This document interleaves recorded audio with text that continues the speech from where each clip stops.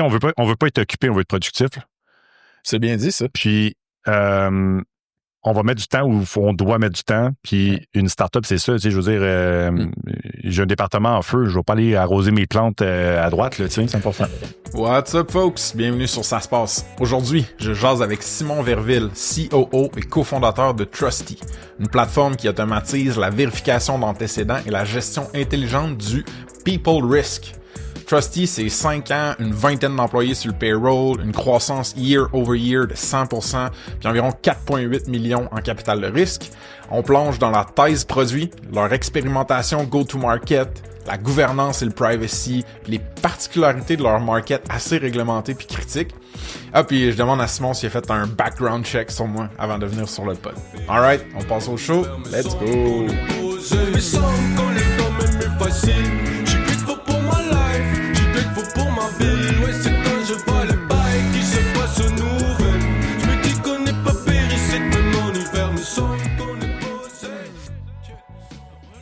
Simon Verville, bienvenue sur Ça se passe.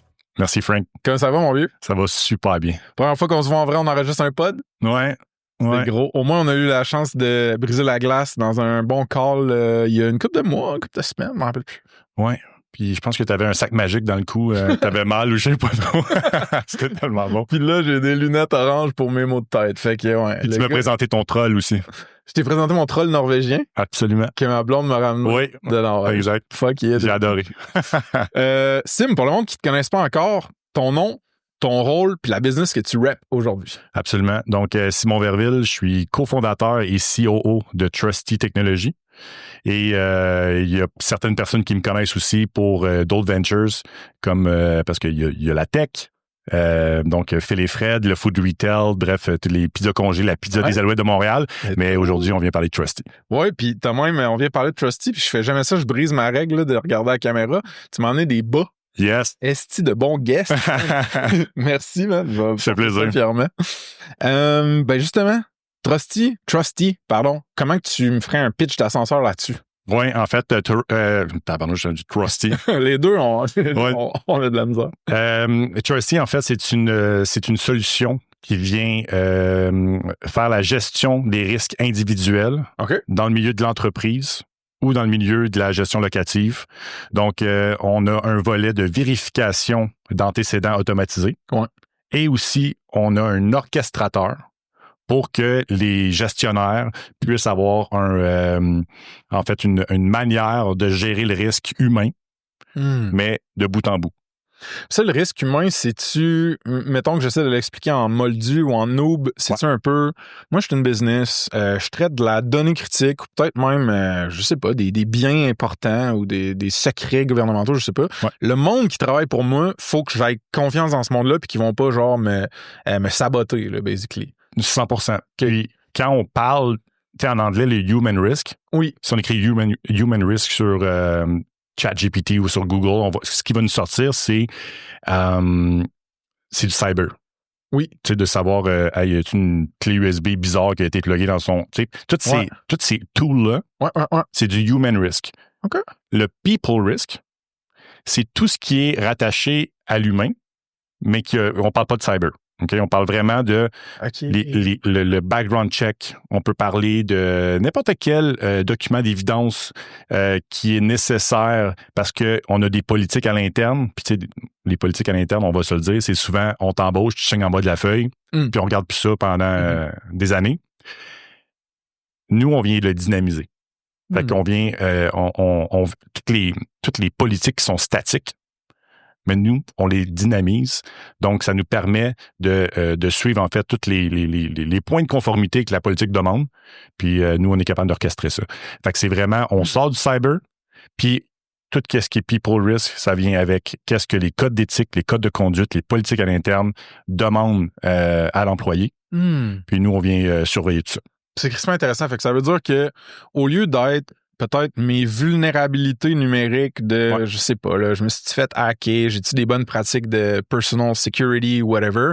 Ce qu'on check avec Trusty, c'est plus, je sais pas, est-ce que d'un point de vue citoyen, mettons, j'ai-tu des amendes ou des frais que je dois, ou je sais pas, est-ce que j'ai été un citoyen modèle? Est-ce que j'ai été un criminel par le passé? Est-ce que je me suis associé de près ou de loin en ligne ou dans la vraie vie avec des groupes peut-être un peu trop hardcore, un peu trop extrêmes? Est-ce-tu genre ça, mettons? Oui, tu sais, ça, on parle beaucoup, en ce moment, c'est beaucoup de la réputation. Oui, OK. Tout ce qui est le volet réputationnel, c'est sur la réputation, effectivement, là, on peut parler des listes de sanctions. OK. C'est quoi ça? Liste de sanctions, c'est avec si Interpol ou que tu as n'importe quelle sanction internationale, tu vas te retrouver là-dessus. Ou si tu es une personne politiquement, une personne publique exposée à un truc comme ça, je ne sais plus c'est quoi le terme. Je vais donner un exemple. La Julie Grégoire, qui était la femme de Justin Trudeau, mais elle, c'est toute une question de conflit d'intérêt, mais elle va être listée pour être en mesure de, si jamais elle a un poste ou qu'elle pourrait entrer en conflit d'intérêt, mais au moins nous, on est capable de donner cette information-là parce qu'elle est rattachée à un politicien qui pourrait avoir une influence sur quelque chose. Wow, OK. Fait que bref, il y a ça. Insane. Il y a aussi, tu sais, on parle beaucoup de background check. Ouais. Quand on parle de background check, on parle beaucoup de criminels, les antécédents criminels, mais c'est pas toutes les causes qui vont être jugées. Fait qu'il va y avoir des deals de corridor. Ouais. Mais ça peut avoir été médiatisé. Fait que des fois, on va aller voir on va aller voir dans les plumitifs, il n'y a rien, mais au final, ça a été réglé hors cours. Puis, c'est quelqu'un qui, tu sais, pour la réputation de l'entreprise, peut-être que ça ne nous intéresserait pas d'avoir ce risque-là à l'interne. Ça l'ouvre une genre de boîte de Pandore sur la surveillance, la sécurité, la confidentialité, plein d'affaires. Ouais. On va plonger ensemble dans la boîte, mais avant qu'on fasse ce plongeon-là, as-tu une couple de chiffres à me balancer pour constituer, mettons, la croissance puis la grosseur de la business? Absolument. Généralement. Trusty, ça fait 5 ans. OK. On est pas loin de une vingtaine d'employés. Je dis 20-30 là, parce qu'il y a des consultants là-dedans, fait que on les compte pas comme des employés, mais ils font partie de l'équipe. OK. Fait qu'on va dire, mettons, 20 employés sur le payroll. Là. Ouais. On a une super belle croissance year over year de 100%. Nice. On a un churn incroyable. Ouais. Puis on va l'expliquer plus tard parce que, tu sais, dans la première plateforme qui s'appelle Verif, c'est vraiment une plateforme, tu sais, il n'y a pas d'abonnement. C'est pas un modèle SaaS traditionnel, c'est vraiment du transactionnel. Donc, on l'utilise quand on en a besoin. Fait que c'est pas un day-to-day tool. Puis, mais on est quand même vraiment fiers de dire qu'on est à genre 0.4 de churn. Fait que ça en tout cas, on pourra creuser là-dessus, mais ça veut dire grosso modo que même si tes produits sont pas sous forme d'abonnement, il y a une réoccurrence, mettons, de l'utilisation et des revenus, puis là-dedans, vous avez des bonnes stats. Exact, parce que, tu sais, évidemment, là, on va convertir le lead comme un client. Tu sais, s'il a juste fait un check dans sa vie, pour nous, c'est pas un vrai client. Non. Ben, c'est pas un vrai client. On se comprend. Il est pas qualifié il est pas qualifié dans le calcul. Mais, tu sais, nous, on a un minimum. Si tu as fait 15 vérifications avec nous, puis que t'en refais l'année prochaine, parce que peut-être que tu avais 15 logements, mettons, t'es dans l'immobilier, tu avais 15 logements à faire, t'en referas pas d'autres. Puis après ça, ben, pour une raison X, tout le monde est parti. Faut que t'en refasses 15. Ben, c'est de la récurrence pour nous. Ouais, t'es comme un client actif que ça vaut la peine de monitorer si tu restes pas, là, genre. Totalement. OK. Intéressant, dude. Puis, au niveau funding, vous êtes financé par du VC, si je ne m'abuse. Vous avez levé combien? En tout et partout, mettons, VC funded 2,8 millions. Okay. Mais on est parti du pre-seed. Mettons, si on parle du pre-seed jusqu'à la dernière, jusqu'au dernier 2,8, là, on a levé à peu près 4,8. Cool. Fait qu'il y a eu des injections de capital à différents moments dans les 5 ans, mettons. Ouais. OK. Puis là, combien de co-founders sur la cap table, mettons? Sur la cap table, on est 3. OK. On est 3 co-founders sur la cap table. Oui. Je veux juste le dire parce qu'il y a beaucoup de monde sur la cap table. Je sais. Mais on est 3 co-founders sur la cap table. Puis on est 2 actifs, dont moi qui est CEO, Jean-Simon Gaboury qui est le CEO et Julien Cousineau qu'on connaît beaucoup parce qu'il est le CEO chez Flinks, société là, qui a été rachetée par la Banque nationale il y a quelques années. Mais lui, il est chairman, en fait, sur le board. Fait que c'est sa place. C'est là il est stratégique. Puis nous, on est dans l'exécution. Got it. Là, avant qu'on rentre dans la boîte de Pandore puis qu'on essaye de décortiquer un peu cette industrie-là de compliance, de sécurité, en fait, première question, comment c'est quoi la nomenclature ou la définition de ton industrie? Comment tu l'appelles ton industrie, toi? Écoute, c'est assez spécial parce que d'une part, c'est comme un new market category. Ouais, ce qui est tough, mais... Ouais, mais je te dirais que le RegTech...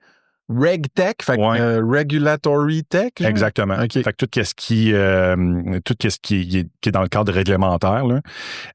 Mais le people risk, ça a toujours été un peu comme la missing piece. Donc, on est tout le temps comme, on est-tu RegTech, on est-tu Screening Tech, on est, tu sais, comme, on a du mal à se positionner vraiment sur un terme précis.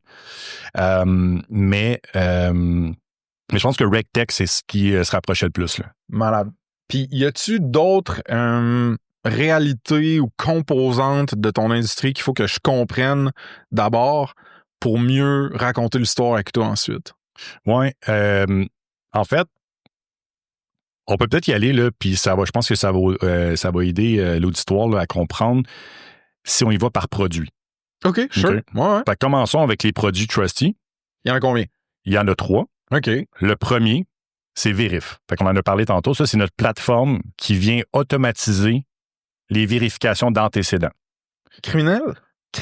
Judiciaire. Crédit, financier. OK, tantôt, les listes de sanctions.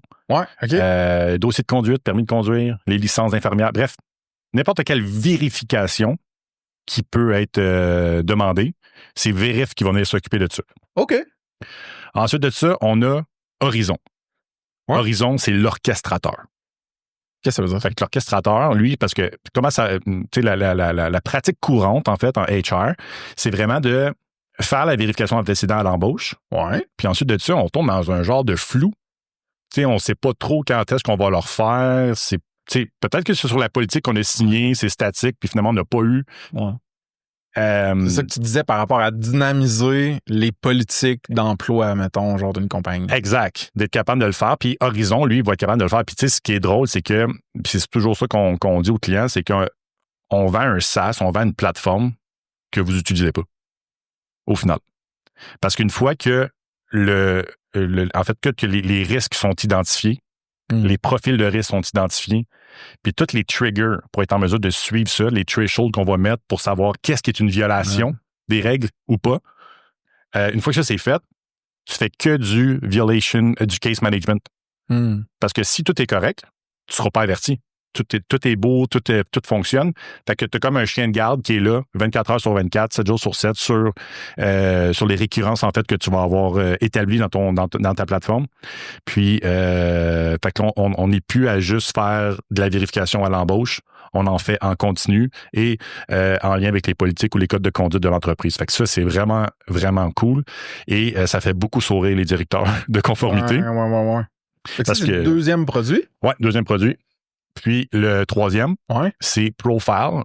Et Profile, en fait, c'est une plateforme pour de faire de l'auto-vérification. Donc, être en mesure de s'auto-vérifier et de pouvoir le partager avec quelqu'un qui demande ces informations-là. Donc, je vais donner un exemple. Profile, en ce moment, on l'utilise avec Centris.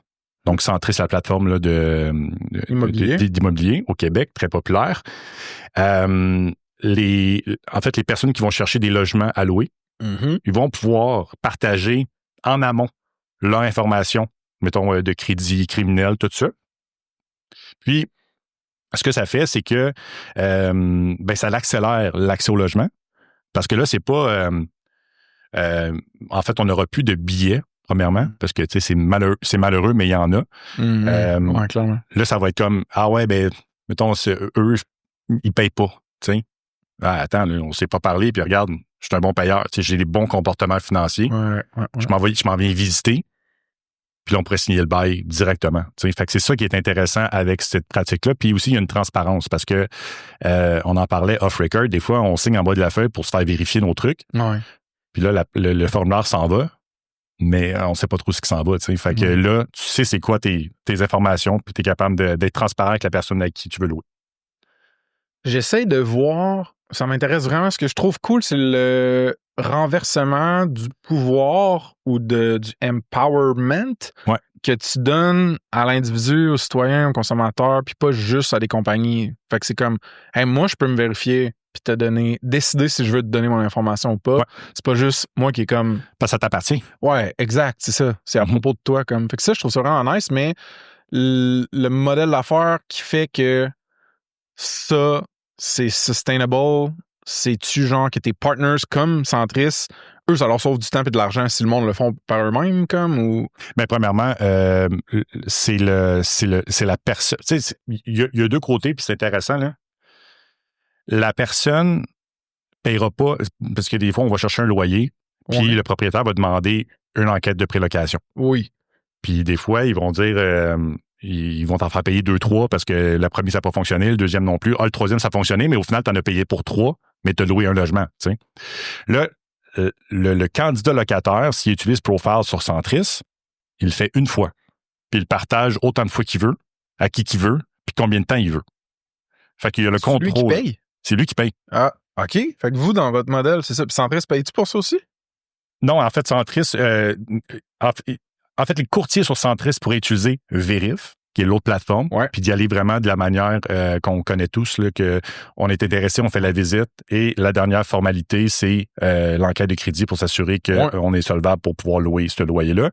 Ça, c'est vraiment, tu sais, Vérif le fait, là. Tu sais, si on veut pas aller de l'autre côté, Vérif fonctionne avec ça, mais Profile, ça donne cette transparence-là en fait, au candidat locataire de dire, hey, moi, je suis capable de te dire que je suis un bon payeur avant même de te dire je suis intéressé. T'sais. Fait que c'est ça qui est intéressant. Tu vas-tu double dip des fois, genre, c'est-à-dire, moi, j'utilise Profile parce que je veux louer un appart, puis là, je sais pas, le courtier veut tellement être sûr qu'il utilise Vérif. Mais ça va dépendre. En fait, ça va dépendre des services, parce qu'il n'y a pas tous les services sur Profile. OK. Par contre, on a les services les plus demandés en immobilier, fait que c'est bien rare qu'il va y avoir un double dip. Hein. OK. Puis, ben en fait, la question qui tue, c'est genre, t'as-tu fait un background check sur moi avant de venir sur le pod? La réponse est non, parce que la loi demande ton consentement, donc tu l'aurais su. Oh, wow! Si le gars, il est conforme. C'est parfait. Ben, si t'avais fait un background check, tu serais pas venu sur le pod. C'est les farces, évidemment. Je veux qu'on remonte un peu à appelons ça l'étincelle initiale de genre... Ouais. C'est Jean-Simon? Jean-Simon, ouais. C'est Jean-Simon, Simon, puis... Julien. Bon. Fait que c'est lequel de vos trois qui a eu un haha moment ou genre qui a vu un problème qui vous a dit d'après moi, on peut régler ça avec la tech et une plateforme pour ça? Jean-Simon. Okay. Jean-Simon a quand même un parcours assez impressionnant. Là. Il a fait un bac par cumul, mais dans plusieurs branches. Là. Ouais. Il y en a une en enquête et renseignement, une autre en criminologie, puis un autre en cyber-enquête, un truc comme ça. Ouais. Fait que, il y a comme vraiment un beau background scolaire là, juste dans l'univers. Il a été agent de la paix. Et il a été aussi dans l'armée dans le PsyOps. Fait que tout ce qui est les activités psychologiques militaires, il a travaillé là-dedans aussi. Les genres de campagne d'influence, là, un petit peu. Exactement. Puis tu sais, d'essayer de contrer les propagandes peut-être ennemies, des trucs comme ça. Bref, il serait vraiment mieux que moi pour l'expliquer, mais c'est vraiment intéressant comme... Ouais. C'est un bon trou à lapin de conspirationniste aussi. Ouais, aussi. Tabarnouche, oui, vraiment. Mettons autour d'une bière, des fois, genre, il vous raconte des histoires, mettons. Ouais. Ce qu'il peut. On peut pas le mettre en dessous du bus, là. Non, ouais, ce qu'il peut, évidemment, là, mais c'est tellement intéressant. Puis, tu sais, de vraiment comprendre, parce que, tu sais, c'est la psychologie, là. C'est la psychologie humaine. Puis, je trouve ça c'est vraiment intéressant, puis c'est tellement un raconteur hors pair, Jean-Simon. Ah ouais, c'est un raconteur. Là, ben, appelle-le, on va le mettre tout de suite. Non, mais OK, ben, fait que ça veut dire que lui, c'est, mettons, celui de vos trois qui était comme plus proche de l'industrie puis des douleurs ressenties là-dedans. Puis il l'a vu à l'université, parce que dans un premier temps, il voyait qu'il y avait des processus, des systèmes d'enquête qui étaient... Archaïques. Non? Oui, c'est le bon mot. Okay. Puis de l'autre côté, qu'on pouvait les automatiser. Oui, mais il l'était pas. Fait que, on peut les automatiser. Puis ça, c'est ce qu'on fait depuis des années. Fait que ça veut dire que l'étincelle il y a une opportunité il l'a comme trimballé dans son sac jusqu'à dans l'armée. Là. Il l'a pas exécuté tout de suite. Il a pas bougé tout de suite sur l'opportunité. Non, en fait, oui et non, parce que il l'a comme validé un peu. Là. Ouais. Puis, tu sais, avoir ça prend combien de temps? Si c'est pas automatisé, ça veut dire qu'il y a de la manipulation humaine. Ouais. Si c'est de la manipulation humaine, ça veut dire qu'il doit y avoir des délais qui viennent avec ça. Ouais. Puis, mais au final... Des erreurs aussi. Ouais, aussi. Mais au final, tout le monde pige dans les mêmes bases de données. Tu sais? Puis, ce qu'on s'est rendu compte, en fait, c'est qu'une enquête qui pouvait prendre 24, 48, 72 heures, ben on pouvait la sortir en moins de 10 minutes. Ouais. Ça a été un fait que c'est là ton game changer. Ton effet de levier là, sur 100%. La valeur que tu peux livrer au client. OK. Puis, toi, t'arrives quand dans le décor? Étiez-vous potes d'enfance, amis d'uni? Comment qu'il dit, yo, d'autres, viens donc faire ça avec moi? Oui, mais c'est une bonne question. J'ai été agent de la paix avec lui pendant 10 ans. Puis, je me demandais avec ta coupe de cheveux si ouais, c'est ça. Militaire ou police, là, on le choisit. Ouais, c'est ça. Puis dans le fond, on s'est super bien entendu, là, je veux dire, ça part aussi. Nice. Fait que, puis lui, il avait cette idée-là, il avait vu que j'avais déjà parti en business, j'avais un background marketing, puis il était juste comme, man, t'attends-tu de faire de la consultation juste pour comme monter le brand, puis après ça, j'ai fait, man, c'est tellement hot. Ouais. Je veux faire la consultation, je veux embarquer, tu sais, je veux qu'on bâtisse ça ensemble. Très hot. Puis Julien, il est arrivé aussi avec toute son expertise avec Flinks. Qu'est-ce que faisait Flinks déjà? Flinks, en fait, c'est lui qui fait le pont entre des third parties et les banques pour aller scraper de l'open banking. C'est ça. Puis fait que tout ce qui est des industries regulated ou genre je sais pas, là, tu sais, des industries où il y a des gros joueurs puis qu'il faut que tu passes par certains chemins ou pour accéder à certaines bases de données, il y avait de l'expérience là-dedans. Absolument. Puis ce qui est le fun, c'est que en plus d'apporter, parce que tu sais, on parlait de qu'est-ce qu'on a comme amené au marché qu'il n'y avait pas, là. Ouais. Il y avait la vitesse d'exécution, mais on était les premiers aussi à apporter le volet financier dans les enquêtes. Pour soit des locataires ou des employés, maintenant. Ouais. Ou d'autres. Ben, ça a été beaucoup pour des locataires. Au début. Parce que, tu sais, la seule raison que tu peux refuser un locataire, c'est s'il peut pas payer le loyer au final. Tu sais. Mais le seul indicateur qu'on avait, c'est les enquêtes de crédit qui te donnent l'information du passé. Fait que tout ce qui est aujourd'hui, tu sais pas s'il a peut-être repris ses finances en main, il y a une passe plus rough pendant la COVID, il a perdu sa job, puis son crédit, il a été amoché, mais tu n'as pas l'information d'aujourd'hui, puis la donnée financière, c'est ça qu'elle te donne. Fait que de savoir, t'as-tu un revenu qui rentre dans une fréquence qui fait du sens? C'est quoi ce montant-là? Est-ce qu'il est stable ou il est variable? Puis ça leur permet à des gens d'avoir accès au logement parce que ça donnait un indicateur favorable, tandis que son dossier de crédit, ben, il aurait été blacklisté puis il n'aurait pas rentré. Ça, c'est très cool. Puis encore une fois, c'est comme pouvoir au little guy, à la petite personne. Ouais. Fait que ça contredit un peu la narrative Big Brother que peut-être certaines personnes pourraient vous associer.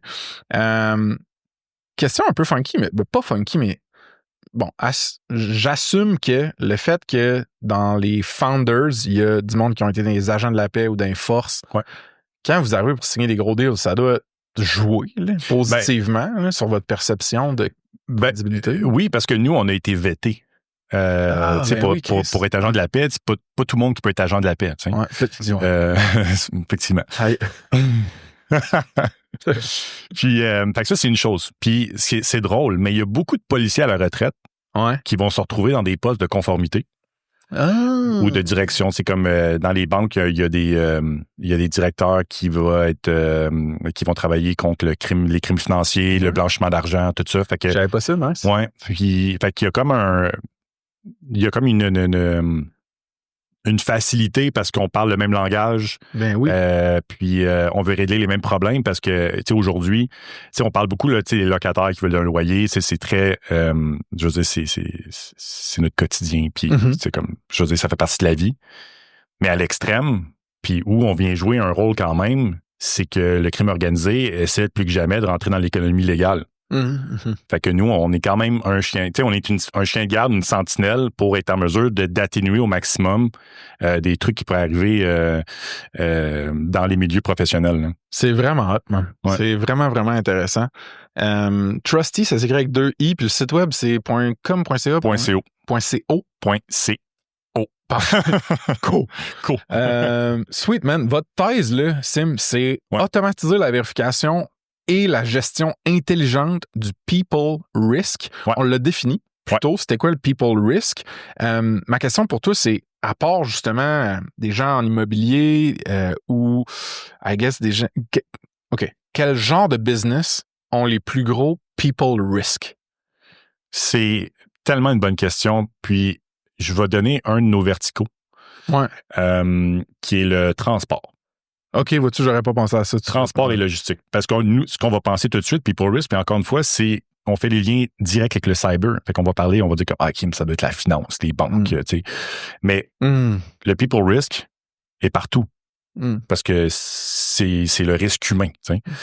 Mais moi, j'aurais pensé à gouvernement, mettons, on dirait en premier. Ouais, mais oui, absolument. Mais avez-vous des clients B2G? Non, mais en fait, le gouvernement, on a des discussions. Excuse-moi.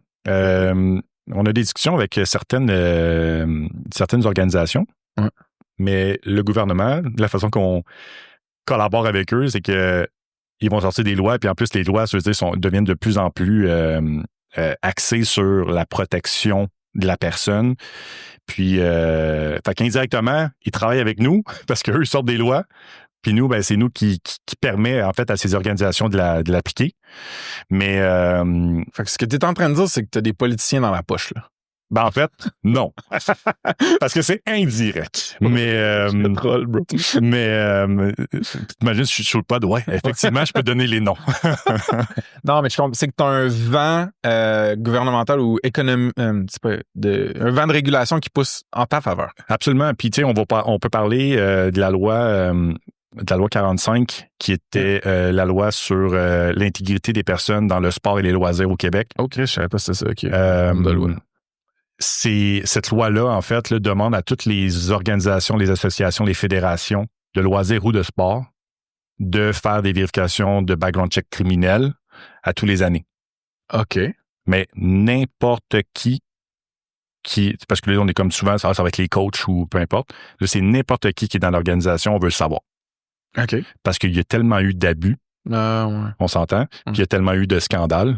Fait que c'est la ministre Charette, je me souviens plus si un ou l'autre, mais c'est elle qui a déposé ce projet de loi-là pour venir protéger nos jeunes. Nice. Puis nous, ben en fait, on est partenaire avec la RLSQ, qui est le regroupement Sport Loisirs Québec. Okay.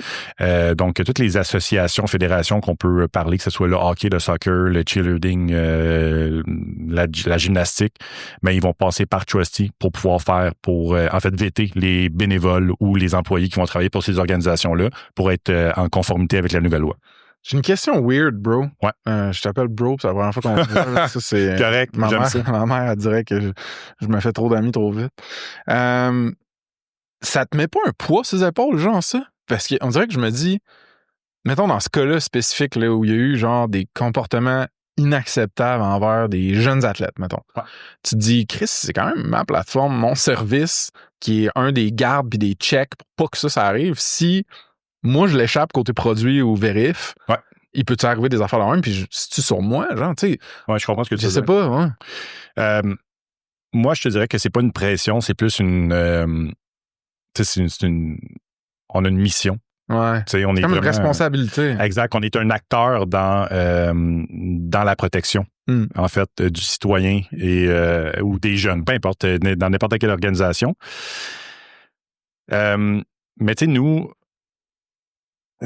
comme la donnée où on va aller la chercher, je veux dire, on puise à la source même. Là. Qu'est-ce que tu veux dire? Je vais te donner un exemple. Si on vérifie le crédit, il n'y a pas un third party entre nous deux. Entre toi puis quoi? Entre moi puis, mettons, Equifax. OK. Nous, on est avec Equifax direct. OK. Pour les background checks criminels, il n'y a pas quelqu'un qui me revend le background check criminel, je demande à la police directement. T'sais, on a développé une plateforme avec un corps de police en Ontario. Okay. Puis c'est exclusif avec eux. Là, on a vraiment la plateforme parce que par la loi, c'est un agent de la paix qui doit vérifier.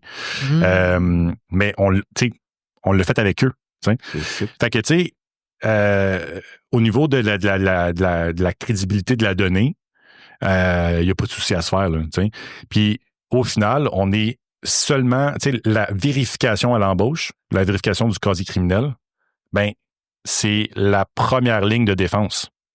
OK. Mais c'est pas fini après, là. Qu'est-ce que tu faisais? Tu sais, c'est là que, mettons, Horizon va rentrer en ligne de compte. C'est bon, le dynamisme, surveillance continue. Exactement. Mettons. Ou la dynamisation des politiques ou des codes de conduite. Okay. Fait que ça nous permet d'avoir des barèmes puis de pouvoir prévenir, en fait, un incident qui pourrait arriver parce que nos barèmes ont pas été respectés. Puis, ça fait en sorte que les gestionnaires peuvent intervenir puis avant qu'un incident survienne. Fait qu'on va venir gérer une violation de nos règles. On va s'assurer que, on a peut-être eu un signal, on a un red flag, mais on a pris action avant qu'on soit capable avant qu'on subisse un incident à l'interne. Ben là, c'est là, dude, qu'on rentre tranquillement dans une vibe un petit peu Palantir-esque ou conspiratoire. Tu sais, je veux dire Big Brother-ish. Ouais. Où est-ce que t'es comme, OK, ben là, ça veut dire qu'il y a un service, une plateforme qui roule en background 24 heures sur 24, 7 jours sur 7, qui check pour certains signaux, puis s'il y en a qui sont associés à moi, qui déclenchent une alerte chez un employeur quelconque ou une organisation quelconque, ça se peut que, il y a quelque chose qui change dans ma vie ou dans ma carrière, mettons. Mais vous autres, vous êtes des gars straight, vous venez d'agents de la paix, etc. Ouais. C'est tout légal ce que vous faites en voulant dire, c'est tout éthique aussi. Comment vous faites? Qu'est-ce que tu réponds à quelqu'un comme moi, un piment qui te dit genre, hey, c'est un peu Big Brother ton affaire? Mais la nuance, c'est, puis ça va venir à quand tu m'as dit, tu as fait un background check sur moi avant d'arriver au pod. C'est toujours du consent base. Ouais. Fait qu'on va toujours demander. En fait, t'as pas le choix. Tu dois demander le consentement de la personne pour aller vérifier l'information, OK? Que ce soit un background check, que ce soit son dossier de crédit, que ce soit n'importe quoi. Puis cette personne-là, puis là, on va parler de la loi 25, cette personne-là doit savoir pourquoi tu t'en vas voir ça, quelles données tu vas aller voir, combien de temps tu vas les conserver. Fait que tout ça, c'est expliqué également. Puis c'est vraiment dans un... comment je pourrais dire ça? Ouais, dans un cadre, c'est exactement ça. C'est dans un cadre où c'est nécessaire de faire ces vérifications-là de par la nature de ton poste ou de tes responsabilités. Donc, quand tu prends un poste ou que tu acceptes quelque chose, mais je veux dire, tu acceptes que ça vienne avec ça. Mais on le fera pas dans ton dos, là. On va te le dire. Ouais. Mais tu sais, tu me dis ça, puis je te feel, puis je comprends tout comme on dirait que comme en théorie puis sur papier, ce que tu dis, c'est vrai. Ouais. Mais mettons le plumitif, là, qui est comme une espèce de base de données des antécédents judiciaires, je pense, au Québec, c'est ça? Ouais. De ce quiche. Ouais. Ben ça, tu vas-tu me dire que n'importe quel avocat qui ont tout accès à ça, en passant, ou flics qui ont tout accès à ça, ils demandent un consentement avant de chercher le nom de quelqu'un là-dedans, mettons? Ben, ça va dépendre. Parce que, en fait, c'est public. OK. C'est public. Fait que c'est pas... OK. Fait qu'à la base, la donnée est pas privée, mettons. Non. OK. Puis au Québec, société distincte. Qu'est-ce que ça veut dire, ça? Ça veut dire que le Québec, lui, là, il est là, avec ses lois, puis il est vraiment société distincte.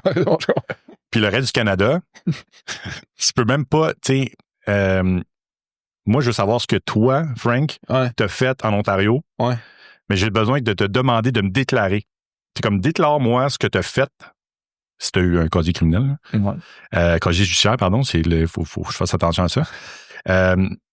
Puis, si tu as fait quelque chose de criminel en Ontario, puis tu me le déclares pas, la police me dira pas « Hey, il t'a menti, Frank, il a fait un voie de fait sur un policier. » Il va juste me dire « C'est incomplet. » All right, folks. Un petit shout-out à Leviat Légal, partenaire certifié Ça se passe. C'est le cabinet tech-enabled pour tous vos deals, transactions, du financement VC aux stock options. Basically, des programmeurs en cravate. Donc, check them out sur saspace.com/partenaire avec un S. Puis, manquez pas l'épisode 73 du pod avec Guillaume, le founder. Il y a des bonnes pépites. OK, de retour au pod. C'est tellement un monde à part pour moi que c'est vraiment fascinant d'apprendre à comme catcher ça. Puis il y a un bout que tu as comme mentionné de passage que je veux rendre plus clair. Je te l'explique, puis je te l'explique avec une histoire. Ouais. Moi, mettons, quand j'étais flow, je travaillais dans des job-in. Mettons, job-in d'été. Tu sais, ça peut être genre à une municipalité, mettons. Eux, souvent, t'arrives pour appliquer, puis tout ça, puis t'as un document à remplir qui dit « Je vous autorise à faire une vérification d'antécédents sur moi, blablabla. » Puis tu signes un papier, tu redonnes ça à une jeune ou un jeune responsable de municipalité, il part avec ça. T'en entends plus parler, right? Tu sais pas trop c'est quoi qui s'est passé. C'est quoi exactement qui se passe? Le document puis la vérif passe par quelle personne, quelles étapes pour qu'il fasse « Non, c'est beau, il est correct. Mm-hmm. » Explique-moi ça. Le document que tu vas signer, c'est ton consentement. Fait que, comme tu as dit, j'autorise telle personne, puis là, je veux dire, le texte va être long de même, là, mais essentiellement, ce que ça va dire, c'est j'autorise telle société à faire un background check pour moi parce que moi, j'applique sur tel poste. Exact. Okay? Ensuite de ça, ce petit document-là, en fait, c'est simplement en cas de préjudice ou peu importe. Que eux vont dire j'avais le consentement de la personne pour le faire parce que en HR, on peut pas enquêter n'importe qui de n'importe quelle façon. Il faut vraiment que ça ait une incidence entre le rôle qu'il va jouer dans l'entreprise et les vérifications qu'on va faire. Okay. Je veux dire, on n'ira pas voir quelqu'un qui va avoir accès à de la donnée sensible ou à des valeurs dans une entreprise, mais cette personne-là, elle va pas, elle sera pas vérifiée de la même façon que le chauffeur. C'est comme il y a des niveaux à cette chose-là. Exactement. Donc il faut que ça soit, balancé là. Okay. Mais moi, qu'est-ce qui se passe avec mon document? Là, ton document à toi, lui, il va sûrement aller dans une filière X, puis soit qu'ils vont travailler avec un corps de police. Fait que quelqu'un, mettons, de la municipalité direct va appeler la police. Mais en fait, c'est peut-être le formulaire de la police, puis ils vont vouloir avoir cette information-là. Mais ça va être en Ontario. Parce que sinon, c'est toi qui va devoir aller dans un poste de police au Québec pour pouvoir demander tes informations. Mais ce document-là, c'est probablement juste une autorisation pour que on aille voir dans la SOCIGE, fait que le registre des plus multiples du Québec. OK, puis ça peut-tu être une personne de l'organisation, il faut qu'il passe par la police pour aller voir là? Non, ça peut être une personne de l'organisation qui a un accès... OK, fait quelqu'un au RH, mettons. Oui, absolument. Je savais pas qu'il y avait du monde qui pouvait faire ça. Fait qu'il y a des entreprises qu'eux, ils font leur SOCIGE eux-mêmes. Là. Puis eux, ce monde-là, c'est là que, basically, ton produit vérif arrive. Là. Ouais. J'imagine, c'est qu'eux autres, ils doivent faire ça quoi? À la main, ils doivent faire ça à longueur de journée, ils doivent des fois être fatigués puis se tromper. Puis toi, tu peux le faire comme tu disais, une couple de minutes. Puis, écoute, c'est ça qui est intéressant parce que, tu sais, pense à des périodes de pointe, OK? Ouais. Pense à la haute saison en immobilier où il y a... plein de baux qui signent. Il y a plein de baux qui signent, il y a plein d'enquêtes de prélocation. C'est peut-être au mois de mars, avril, mai, là, ces mois-là, c'est le bordel. Ben, imagine que c'est des humains qui reçoivent tout ça puis que, tu sais, ça peut prendre des heures, des jours, là. Ben, nous, au final, je veux dire, ça va se faire... Donne-moi du volume comme que je veux, ou moi, c'est juste mes serveurs, qu'il va falloir que je calme mes serveurs par rapport au volume qui va rentrer d'attitude. Ouais, je te file. Fait que c'est juste... Fait que c'est des goulots d'étranglement à de la business puis des décisions que toi, tu pètes, basically. OK. Très cool, man. Puis, tu parlais de continuous monitoring, fait que surveillance en continu. Tu peux-tu me donner un exemple dans une verticale ou dans un type de client de genre de signaux que tu monitores? C'est une bonne question, puis je pense que... Je t'avais coupé, man, tantôt. Je viens d'avoir un flash sur le transport. T'étais parti, justement. Non, mais c'est pas toi qui m'as coupé. C'est toi. C'est moi qui n'ai pas répondu. Bon, mais pas de trouble, man. Quel invité humble, j'aime ça. On est revenu. On est là, bro. Transport. OK. Les chauffeurs, tu sais, le transport là, aux États-Unis, si tu savais le nombre de collectes d'évidence qu'il doit rapporter à toutes les années. C'est terrible. Au Canada, il y en a beaucoup, mais il y en a moins. OK. Mais je vais te donner un exemple. Mettons, la norme dans l'industrie, ça serait de vérifier les dossiers de conduite à tous les 6 mois. OK, fait que si moi, je suis ton employé, je chauffe de la marchandise pour toi, toi, t'as comme une responsabilité de me checker aux 6 mois. Exact. OK, c'est bon. Parce que je veux m'assurer premièrement que t'as-tu tous tes points encore. Ouais. T'as-tu des grosses infractions routières, puis que t'as peut-être une CAPAF, puis... Ben oui. Puis pour les gens, ça, c'est conduite avec facultés affaiblies. Exact. C'est bon, tu le sais. Ma blonde est avocate. OK, voilà. Donc, ça, c'est la première chose. Est-ce qu'il y a est-ce que ton permis est révoqué? Ouais. Il est suspendu? L'as-tu payé? Ouais. Tu sais, c'est plein d'informations comme ça parce qu'imagine que toi, tu t'en vas aux États-Unis avec un permis suspendu que moi, j'ai pas vérifié. Ouais. Puis que tu fais un accident puis il y a des morts. Man. Ouais, la compagnie est comme dans la merde aussi, genre. Ah, c'est solide. Là. Ouais. OK. Fait que nous, ce qu'on va faire, c'est qu'on va venir orchestrer, en fait. On va mettre des récurrences dans Horizon qui va être en mesure de venir faire cette vérification-là de manière à, encore une fois, suivre le code de conduite ou les politiques à l'interne. Et mais ça, c'en est une. Là. Tu sais, je peux te parler, mettons, de la carte FAST. Dans le domaine du transport, la carte FAST, c'est ce qui te donne accès à l'accès privilégié quand tu passes les douanes. Oui. C'est comme une lane, un peu comme à l'aéroport. Un peu comme Nexus à l'aéroport, même chose. OK. Puis ça, il y a une validité, je pense, c'est aux 5 ans qu'on vérifie ça. OK. Puis en fait, qu'elle expire. Fait que tu es capable de garder ça encore. Toi, tu vas faire ton embauche parfait dans 4 ans, elle va expirer, mais tu tracks ça où, tu sais.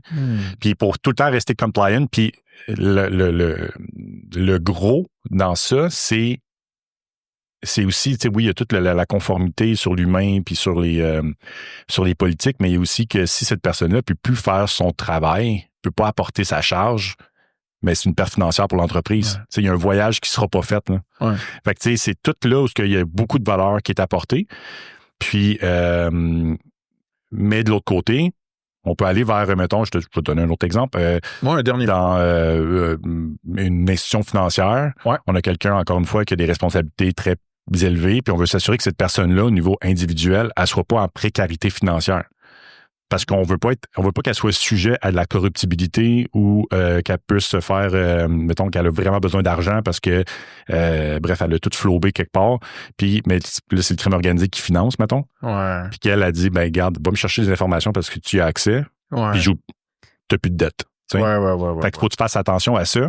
Fait que c'est pas nécessairement tu sais, c'est juste de travailler en amont puis être en mesure de dire comme, hey, t'as peut-être une passe rough, mais on veut juste s'assurer que premièrement, qu'on peut t'aider, puis qu'on peut aussi peut-être prévenir le fait qu'elle fasse un acte criminel, qu'après ça, elle est rayée de la liste pour le reste de sa vie. Là. Fait que tu sais, il y a comme un double bénéfice là, dans ces trucs-là. Mais d'un force, que ce soit armée ou police ou autre, là, service secret, tout ça, service d'information, il y a ça, là, des checks de même tout le temps, là, right? T'sais, on le voit dans les films, puis c'est un real thing. Genre, tu veux pas que, mettons, l'agent du FBI, il est bien gros d'indette, puis là, il veut avoir une grosse promotion parce qu'il aurait beaucoup de pouvoir, ben, il serait atteignable par le crime organisé. Fait que c'est juste que toi, t'es capable de faire ça pour plein d'autres verticales, puis plein d'autres business qui sont aussi exposés à ces risques-là. Mais tu sais, l'armée, la police, eux, ont accès à des bases de données directes. Fait qu'ils sont comme hookés à la source, dans le fond. Oui. Qu'est-ce qui est criminel? OK. Mais, tu sais, qu'est-ce qui est crédit? Je veux dire, c'est Equifax, c'est TransUnion, là. Je veux dire, il n'y a pas... Toi, tu connais du monde chez Equifax puis TransUnion? Ouais. Tu leur dirais qu'ils améliorent leur interface utilisateur. J'ai le goût qu'on change de vitesse un peu puis qu'on parle de votre relation entre co-founders. Oui. T'as comme expliqué un peu le rôle de Jean-Simon, ton rôle. Fait que mais tu sais, CEO, ça peut vouloir dire 37 affaires différentes. CEO aussi. Ben oui. Avez-vous une complémentarité? Avez-vous des overlaps à quelque part, maintenant? Ouais, c'est vraiment une bonne question. Nous, on croit... Puis il y a plein de monde qui sont passés sur le pod, puis ils ont des co-CEO, là. Oui. Puis je respecte ça, mais nous, dans notre culture, on en veut un. OK, parfait. C'est Jean-Simon. Par contre, on va venir se partager des tâches parce que, tu sais, si on y va dans le format classique, là, le CEO... ben il va s'occuper du financement, il va s'occuper de la vision, il va s'occuper de beaucoup de choses qui sont high level, bref. Puis le COO, il va des opérations, tu sais, puis il va s'occuper exact, puis optimisation à l'interne. C'est un peu mon rôle quand même, mais on va se séparer des trucs. Okay. Fait que lui, de son côté, il va avoir son rôle de CEO, mais il va être beaucoup plus involved dans le département des ventes. Moi, je vais être beaucoup plus involved en marketing, en produits, en tech. Nice. Puis lui, il va s'occuper du légal, il va s'occuper des RH. Fait que, tu sais, on est comme 2 co-CEO, si on veut, mais au final, je demeure quand même dans le day-to-day, dans les opérations directes. Là, je veux dire, j'ai les mains dans le produit, là, tandis que lui, ben, il va beaucoup dans la stratégie, la vision, puis la relation avec le board, évidemment. Fait que si jamais il y avait une décision critique à prendre pour l'entreprise, puis vous n'étiez pas nécessairement d'accord, toi, t'évolues en connaissance de cause que c'est lui qui va pouvoir trancher. Ouais. Pourquoi tu lui fais confiance de trancher de la bonne manière? Ben, écoute, premièrement, est-ce que ça dépend c'est quoi la décision à prendre? Mm-hmm. Parce que des fois, c'est peut-être ça va se voter au board. Ouais, ça peut escalader. Bon exact. Mais cette personne-là, premièrement, je le connais. Je connais ses valeurs, puis je sais aussi comment il réfléchit, tu sais. Puis quand tu as un CEO qui réfléchit au bénéfice de l'entreprise et non au bénéfice de sa personne ou de quelqu'un d'autre, je veux dire, t'as le bon capitaine, tu sais. Ouais. Nice. Puis nous, on juste de le connaître, de voir les décisions qu'il a prises aussi dans, tu sais, c'est pas aveuglement, je lui fais confiance, là, tu sais, je veux dire, j'ai vu ce qu'il a fait, j'ai vu les décisions qu'il a prises, puis ça a toujours, ça avait toujours du sens, même si à un moment donné, j'étais comme, je suis pas sûr qu'on irait là, tu sais. Puis je vais jouer mon rôle de conseiller au final pour dire, t'as-tu pensé à ça, t'as-tu pensé à ci, mais au final, je veux dire, c'est pas un one-man army, là. Mm-hmm. Je veux dire, non. Il vient chercher le consensus, mais à un moment donné, le consensus, des fois, il ralentit. Fait qu'il est capable de faire la part des choses, puis c'est ça que je trouve le fun, parce qu'il est très pragmatique dans ce qu'il fait. Fait que là, vous avez été, je sais pas si c'est policier ensemble, mais en tout cas, c'est ça? Ouais. OK. Étiez-vous collègues, étiez-vous amis en dehors de la job à l'époque? Oui. Oui? Oui. Écoute, je me souviens, tu sais, je veux dire, il était à l'université. Moi, j'étais à l'université aussi. Puis c'était un peu bizarre parce que, tu sais, on est comme les deux seuls qui retournent à l'université, genre comme, trop fait ça, gars. Tu sais, dans des jobs de même, là, tu veux dire, t'as ton fonds de pension, puis tout. Puis là, c'est comme, hey guys, vous avez votre golden ticket, là, gardez-le, là. C'est quoi le niaisage, tu sais? Mais tu sais, nous autres, on bandait avec ça dans le sens où on se disait, hey, toi, c'est quoi tes cours? Fait que, tu sais, on a comme eu cette connexion-là qui est un peu unique de par le cercle qu'on avait. Mais aussi, tu sais, je veux dire, côté humain, je veux dire, on connectait, on avait les mêmes valeurs. Puis au final, ben, l'entrepreneuriat nous a donné une proximité qu'on n'aurait pas attendue, là.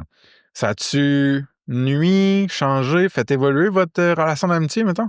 Ah, ça l'a fait évoluer. Ouais. 100%. Puis il est encore là. 100%. Puis je suis tellement content, tu sais, je veux dire, des fois, les amis en affaires, tu sais, il y a tout le temps des... Oh, il y a tout ça. On était amis avant de passer la business, on l'est plus. Ouais. Moi, je suis vraiment, vraiment, vraiment, vraiment chanceux. Ouais, nice. Ben, on est tous chanceux, en fait, parce qu'on est trois, puis encore aujourd'hui, on est tissé serré, puis tu sais, on est capable de comprendre. Puis c'est important, je pense que c'est comme un couple, hein? Mm-hmm. La communication, il y a quelque chose qui fonctionne pas, mais explique-moi là pourquoi ça fonctionne pas. On va trouver des solutions, puis on n'ira pas bouder chacun de notre bord, là. On va régler ça. Puis au final, ben, ce qui est important, c'est que l'entreprise a continué d'avancer. Puis moi, j'ai des co-founders qui sont assez matures, qui ont de l'expérience, puis qui prennent des décisions, qui prennent des bonnes décisions quand on a besoin de les prendre. On dirait que c'est vraiment insane, dude, parce que je me rends compte que il y a plein de monde qui viennent sur le pod que je vais pouvoir leur poser une question du genre OK, ben t'avais une carrière confortable de consultant ou genre comme haut placé à telle place, puis t'as décidé de faire le saut à l'entrepreneuriat. Ouais. Mais dans votre cas, vous aviez quand même une carrière comme policier, tu sais, une carrière d'agent de la paix. Ouais. Fait que mon point étant que c'est un calling, je pense, faire ça quand même. Fait que ça veut dire que le calling, l'appel de construire quelque chose de plus gros devait être fort pour que vous partiez de ce réseau-là, entre guillemets, pour retourner à l'école, pour lancer quelque chose. Ah, c'est extrêmement fort. Puis c'est fucked up. On dirait, je me demande, ça vient de où, genre, tu sais? Ouais, non, c'est... Et puis ça, quand je vais aller sur d'autres podcasts, c'est souvent ce que je dis, là. Excuse, tu vas sur d'autres podcasts? Ah, excuse.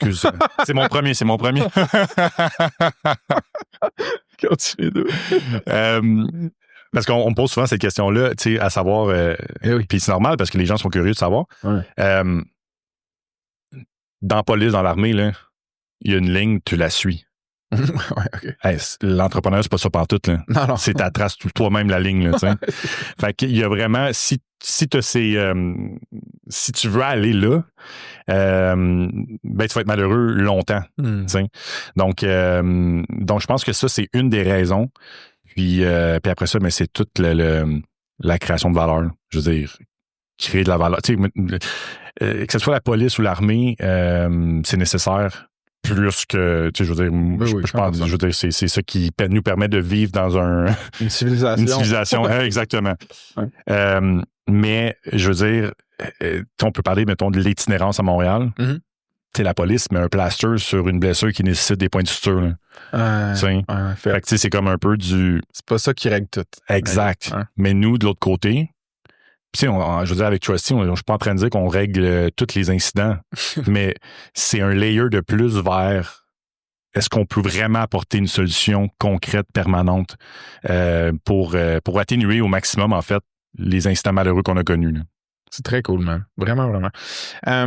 Fait que là, votre dernière round seed, c'était 2,8 millions canadiens en octobre 2024. Ouais. Quand tu lèves une round, ça vient avec un pitch, puis une vision, puis tu regardes des VC dans les yeux, puis tu te dis genre, hey, nous autres, on s'en va là, puis voici pourquoi on va se rendre, puis voici c'est quoi nos paris, mettons. Ouais. Y a-tu de ces paris-là depuis, parce que là, on est comme un an, pile, plus tard. Y en a-tu que tu as l'impression que tu as perdu, que tu as gagné, des affaires que tu pensais pas qu'il se passerait de même? Parle un peu de ça. Ah, c'est une bonne question. Tu sais, dans le modèle de le Lean Startup, là. Ouais, ben oui. Je veux dire, le OG book. Ouais, c'est ça. Qui n'a pas lu le livre bleu, tu sais? On parle souvent, on parle des pivots là-dedans. 100%. Puis les pivots, tu sais, je pense que le meilleur exemple, c'est Slack, là. Je veux dire, ils ont commencé à faire des jeux vidéo, puis c'est devenu un chat, là. Fait que c'est malade. Mais les pivots, c'est pas juste dans le produit, ça peut être aussi dans tes stratégies à l'interne. Puis nous, on a fait un pivot au niveau de notre structure de vente. Intéressant. Le pivot qu'on a fait, c'est que nous, on avait commencé avec des account exécutifs seniors. Ouais. Dans le fond, qui vont s'occuper du sales cycle au complet. Du monde qui avait déjà vendu du software, mettons. Exact. Exact. Puis que eux vont commencer du cold call jusqu'à la signature de contrat. OK, fait que c'était comme des individus très autonomes et versatiles, polyvalents dans la vente. Exact. OK. Je te file. Puis là, ce qu'on a vu, c'est que, premièrement, notre time to close est plus élevé parce que c'est de la conformité. Oui, ça me surprend pas. Il faut qu'une loi te pousse dans le dos. Il faut qu'un incident survienne, t'es comme, man, il faut vraiment que je mette des trucs en place. Ou il faut que tes assurances disent, si tu rentres un tool comme ça, je baisse tes primes. Tu sais, c'est un peu les trois incitatifs, là, tu sais. C'est que t'es perçu comme un nice to have jusqu'à temps que tu sois perçu comme un must have right now fucking hell. Exactement. Puis je le veux là hier, là. Puis, Colin, c'est parce que dans le fond, ce qu'on essaie de voir, c'est comment tu as changé ta structure de vente. Oui, c'est ça. Tabarnouche. Fait que là, nous, on a commencé avec ça. Fait qu'on avait des EI qui étaient là puis qui faisaient le sales cycle au début, au complet. Puis, on s'est rendu compte que, ça prenait trop de temps. OK. Puis, ça fait en sorte qu'il n'y avait pas autant de deals qui rentraient dans le pipe.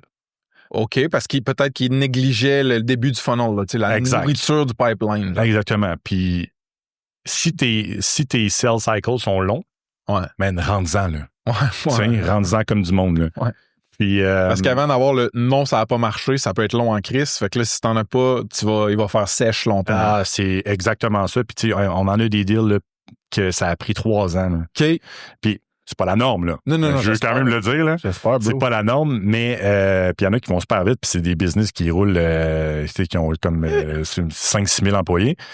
Fait que là, aujourd'hui, notre nouvelle structure, ce qu'on a décidé de faire, c'est qu'on va venir diminuer le nombre de EI. Ouais. Puis, account executive. Oui. Puis, on va augmenter le nombre d'SDR. Sales Development Representatives. Exactement. Fait que c'est des gens plus juniors qui vont plus qualifier, ils vont faire du cold call, booker des démos. Ouais. Puis après ça, on va rentrer du monde qui vont venir faire, qui vont les closers, en fait, là, qui vont venir faire ce qu'on va faire. All right, folks. Le Spotlight partenaire du mois, c'est Charbel Farah avec Digital Growth Core, une agence marketing pour startups et SaaS. Charbel, il a 17 ans d'expérience en croissance avec des passages chez Google, Lightspeed. Puis dans notre capsule, on décortique quand le paid ou le SEM, c'est pas nécessairement le bon canal pour ta startup, mais aussi comment remettre l'attribution puis ton analytics au propre quand tu fais des campagnes. Ah, puis il nous donne aussi des pro tips si tu veux booster ton marketing mais que t'as pas une scène. Check out ma convo avec Charbel dans les show notes ou la description, puis sur saspace.com/partenaire avec un S. Sinon, check him out directement à digitalgrowthcore.com, digitalgrowthcore.com. OK? De retour au pod. Fait que c'est comme, c'est un, mettons, sans vouloir diminuer ton mot, c'est comme un léger pivot dans comment vous organisez vos ventes. Ouais. Puis, à date, ça marche-tu?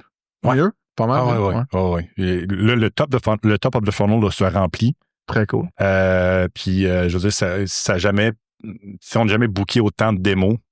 Nice. Parce qu'on parle à beaucoup plus de monde. Ouais, exact. Tu sais, fait que c'est une stratégie qui nous a permis de... on l'a essayé au début, là. Puis, je veux dire, c'est une recette qui avait fonctionné pour d'autres SaaS, là. Ouais, exact. Puis, mais nous, de notre côté, de par la nature de nos opérations, ben, on est beaucoup plus effectif avec la stratégie d'armée d'SDR. Puis après ça, ben, rendu mid ou bottom of the funnel, ben, on a nos seniors qui viennent closer. C'est quoi le ratio SDR-AI? Je te dirais qu'on est à peu près peut-être un... Parce que là, on est en embauche, évidemment, là, mais je te dirais peut-être un 65 SDR, puis le reste, on va l'avoir à AI. Got it. C'est vraiment intéressant. Ben, parlant de la commercialisation du go-to-market, tu sais, tu as comme mentionné que vous aviez plein de verticales. Là. Ça peut être l'immobilier, ça peut être des recruteurs d'organismes plus gros, ça peut être transport. Ouais. Est-ce que le sales cycle ou la motion de vente varie drastiquement? Maintenant? Drastiquement. Ah ouais, mais ça doit être tough, hostie. Drastiquement. Fait qu'il faut que tu adaptes ton playbook à chaque, genre. Exact. Ouais. Ah ouais, absolument. Puis faut que tu sois capable de parler leur langage. Parce que, tu sais, au final, c'est comme un... où il y a de l'humain, nous, on peut jouer un rôle. Ouais, fait que vous êtes horizontal de par la nature de votre truc, mais je parle pour la commercialisation, ça fait que c'est tough, j'ai l'impression, genre. C'est très tough parce que, ben, premièrement, il y a eu toutes les bottlenecks que je t'ai dit, là, que, tu sais, le life cycle, pas le life cycle, mais le sell cycle est plus long. Ouais. Parce que, soit que j'en ai besoin right now parce que je viens de me faire, mettons, il y a eu un incident, ou, bref, n'importe tous les trucs que j'ai énumérés tantôt. Mais la réalité d'un client qui est en finance, qui est une banque, ou une compagnie d'assurance, versus la compagnie de transport que eux, leur people risk, c'est les chauffeurs derrière le volant. C'est deux choses complètement différentes. Mais, puis tu sais, je veux dire, tu reaches pas mettons, en transport, là, c'est beaucoup plus difficile de reacher, mettons, ces gens-là sur LinkedIn que du monde en finance. Ouais. Tu sais? Fait que c'est vraiment de comme, quand on va monter un playbook pour une industrie X, ça part, là, de comme, hey, faut comprendre le langage. Faut comprendre ces gens-là, c'est où qu'on est capable d'y reach. Parce que quand on vend, mettons, du SaaS à du monde qui sont tech-savvy, je veux dire, ils sont tous sur LinkedIn ou sur Reddit. Là, c'est comme, tu le sais que tu t'en vas là. Puis vu que nous, ben, c'est un produit qui peut s'appliquer à différents verticaux, mais je pense qu'il faut avoir des playbooks qui sont plus étoffés puis qui répondent à ça. Ce que moi, je trouve challengeant là-dedans, c'est que vous êtes une startup. Fait que par définition, vous avez des ressources limitées. Ouais. Right? Tu disais une vingtaine on staff puis une dizaine de consultants, mettons. Fait que s'il y en a 10 verticales potentiellement profitables puis bonnes pour vous autres, tu peux pas toutes les taper. Ah, c'est clair. Sinon, tu dilues tes efforts. Non, c'est clair. Comment, c'est quoi que vous avez fait comme call? Mettons, vous avez dit, OK, ces 2-3-là, on se les craint avec un playbook distinct pour chaque, mettons? Ben, c'est parce que ça dépend aussi lequel qui va être worth. Ouais. Tu sais, je veux dire, on n'ira pas. Pour à peine, ouais. Exact. Tu sais, je veux dire, on courra pas après des. Mettons, projets. Mettons, si on parle d'immobilier, si je veux aller toucher les propriétaires qui ont 2-3 blocs, je veux dire, on se concentrera pas là-dessus. Ouais. On va aller voir les gros. les bâtisseurs, tu sais. Okay. Puis avec les discovery, parce que là, on était en discovery avec des clients pour développer Horizon. On a parlé avec des directeurs de conformité dans différentes industries. Puis on est capable aussi d'aller poser nos questions à savoir c'est quoi votre réalité de financement, c'est quoi vos enjeux, y a-t-il une loi qui sont en train de vous pousser dans le dos? Tu sais, fait qu'il y a tout le temps comme il y a une façon d'être capable de prioriser de par leur wallet share ou de par la réalité du cadre réglementaire de ces entreprises-là.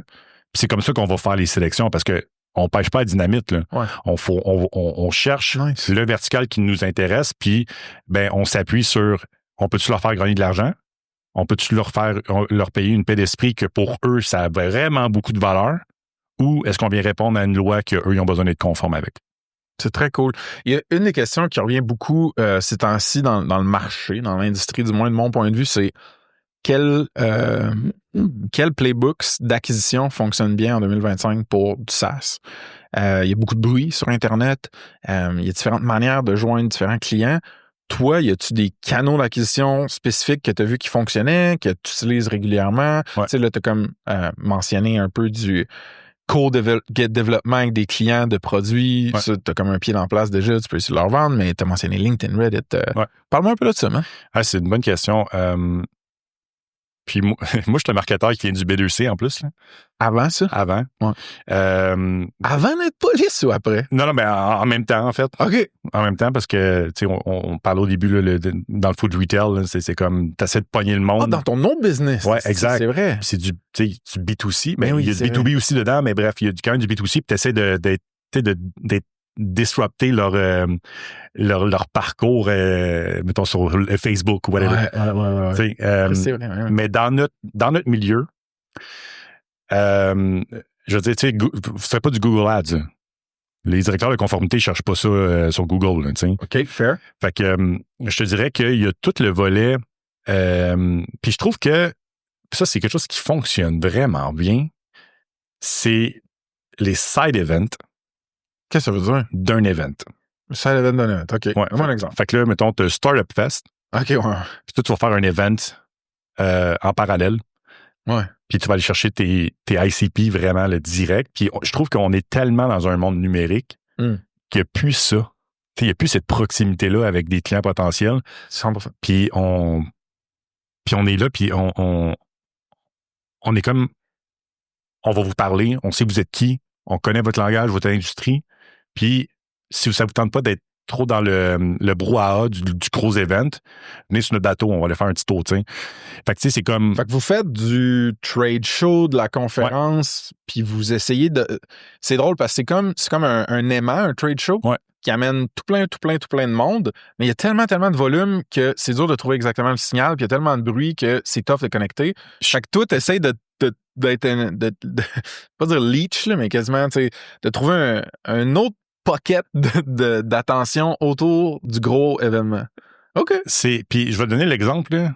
Tu as un commerce sur le coin de la rue. Tu sais, il y a des entrepreneurs ou des propriétaires d'entreprises qui vont faire, c'est qu'ils vont tourner la pancarte qui était écrit fermé à ouvert, tu sais, dans leur porte. Ouais. Puis on va attendre des clients. Tu sais. Le trade show, c'est comme, hey, je me suis acheté un boot, j'espère que ça va fonctionner. Tu sais, il faut toujours aller avoir une coche de plus pour se dire, pour vraiment être capable de capitaliser sur l'événement. Puis c'est pour ça que les side events, ça a fonctionné. Puis je vais te donner un truc qu'on avait fait le jour de l'éclipse. OK? Ouais. On a loué la tour vitrée dans le port de Montréal. Ouais, j'ai déjà donné une conférence. Là. Ah ouais? Mais nous, on l'avait loué le jour de l'éclipse.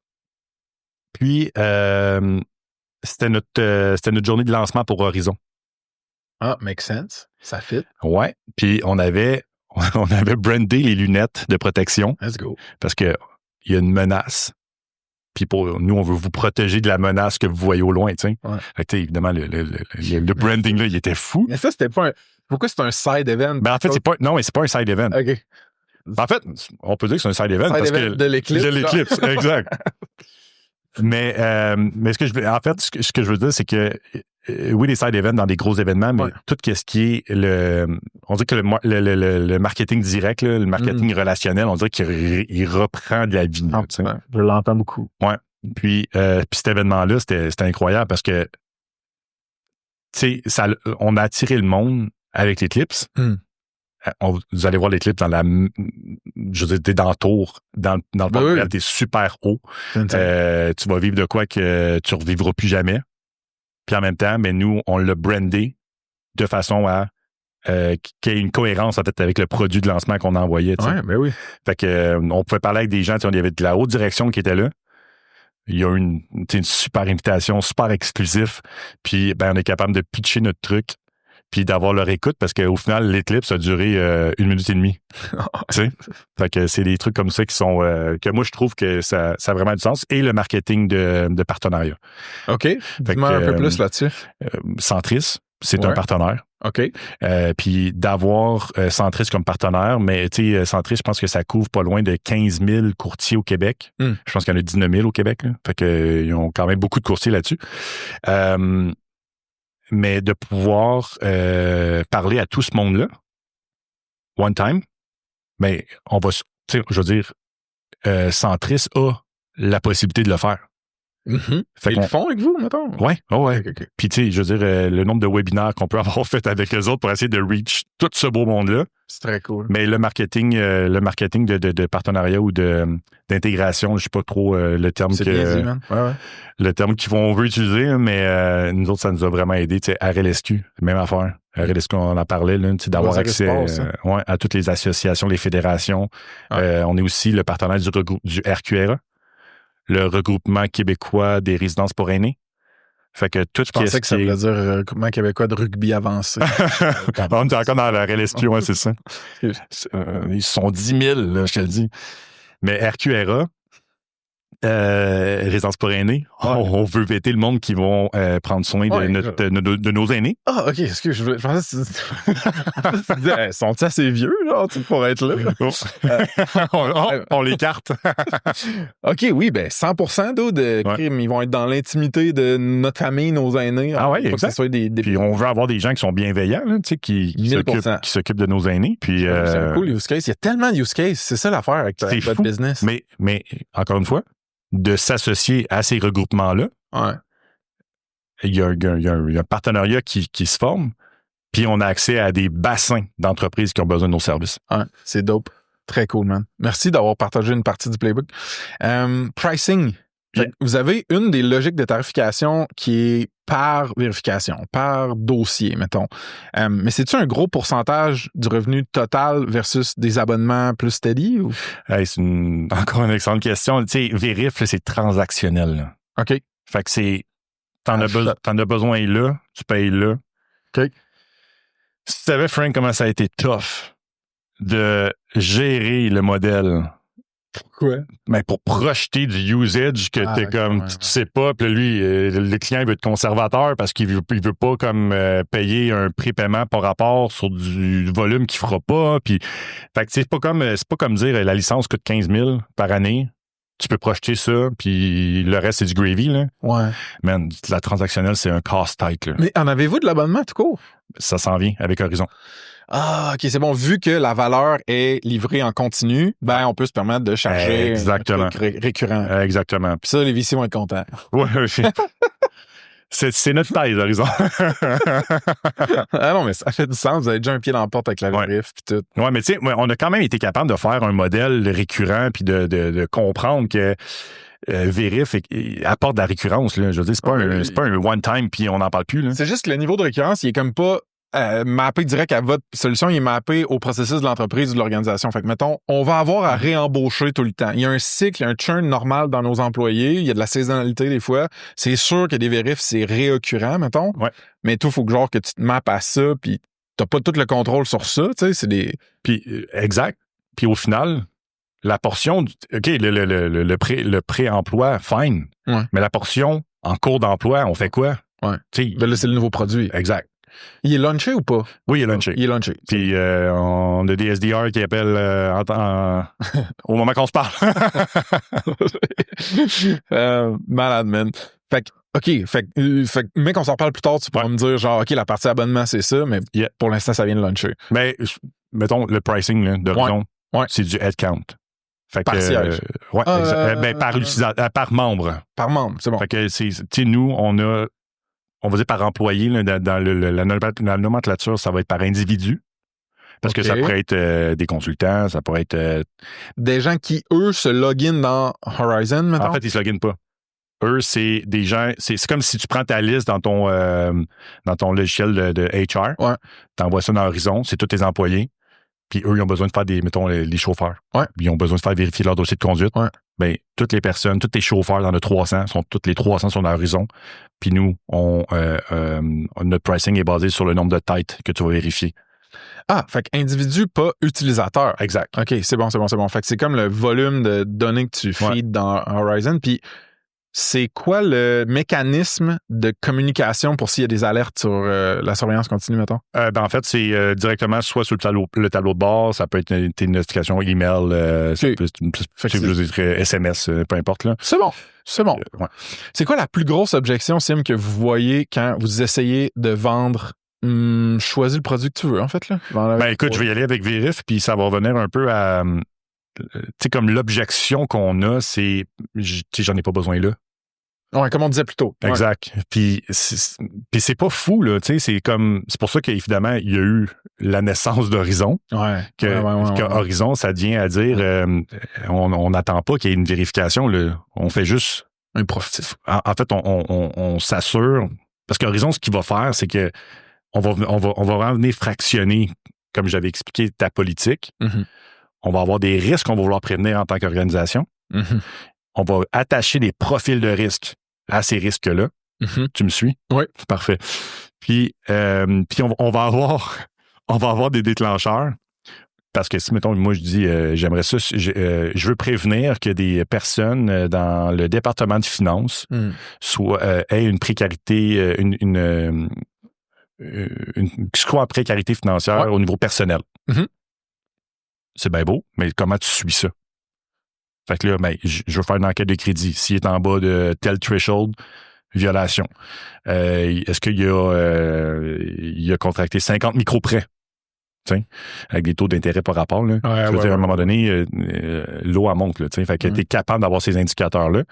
Puis, fait que c'est ça qui fait en sorte que tu es en mesure de suivre ces thresholds-là puis de te faire alerter. Clairement. Ouais. Très cool, man. Fait que, comment, vous autres, l'exactitude de l'information puis de vos checks, vos vérifs que vous faites, ça vient avec ce que tu m'expliquais plus tôt, qui est comme, on est connecté sur la source. Tu sais, mettons, dans le cas des trucs judiciaires, t'es connecté sur la BD d'un poste de police ou d'un corps policier. De la GRC. De la GRC, quand même. Puis, tu sais, c'est pas nous qui est connectés dedans. Là. Non. Mais on est connecté avec... parce que, de par la loi, c'est un agent de la paix qui doit faire la vérification puis d'aller vérifier. Tu sais. Puis comme je t'ai dit, si t'es pas au Québec, si moi j'ai une déclaration puis je te dis j'ai rien, puis que lui il regarde puis il dit t'as quelque chose, il va pas me dire c'est ça que t'as. T'sais, il va juste me dire c'est incomplet, puis il va avoir un back and forth avec la personne puis dire comme hey, tu m'as peut-être pas tout dit, tu sais. Intéressant. Mais tout ça pour dire que au final la connexion, elle est là, direct. Il y a pas un third party qui va venir. Tu sais, ma relation d'affaires est avec le corps de police. Ma relation pour le dossier de crédit est avec Equifax. Ma relation avec, mettons, la réputation en ligne, ça va être le tool qui va faire la vérification en ligne. Tu sais. Fait que c'est toutes il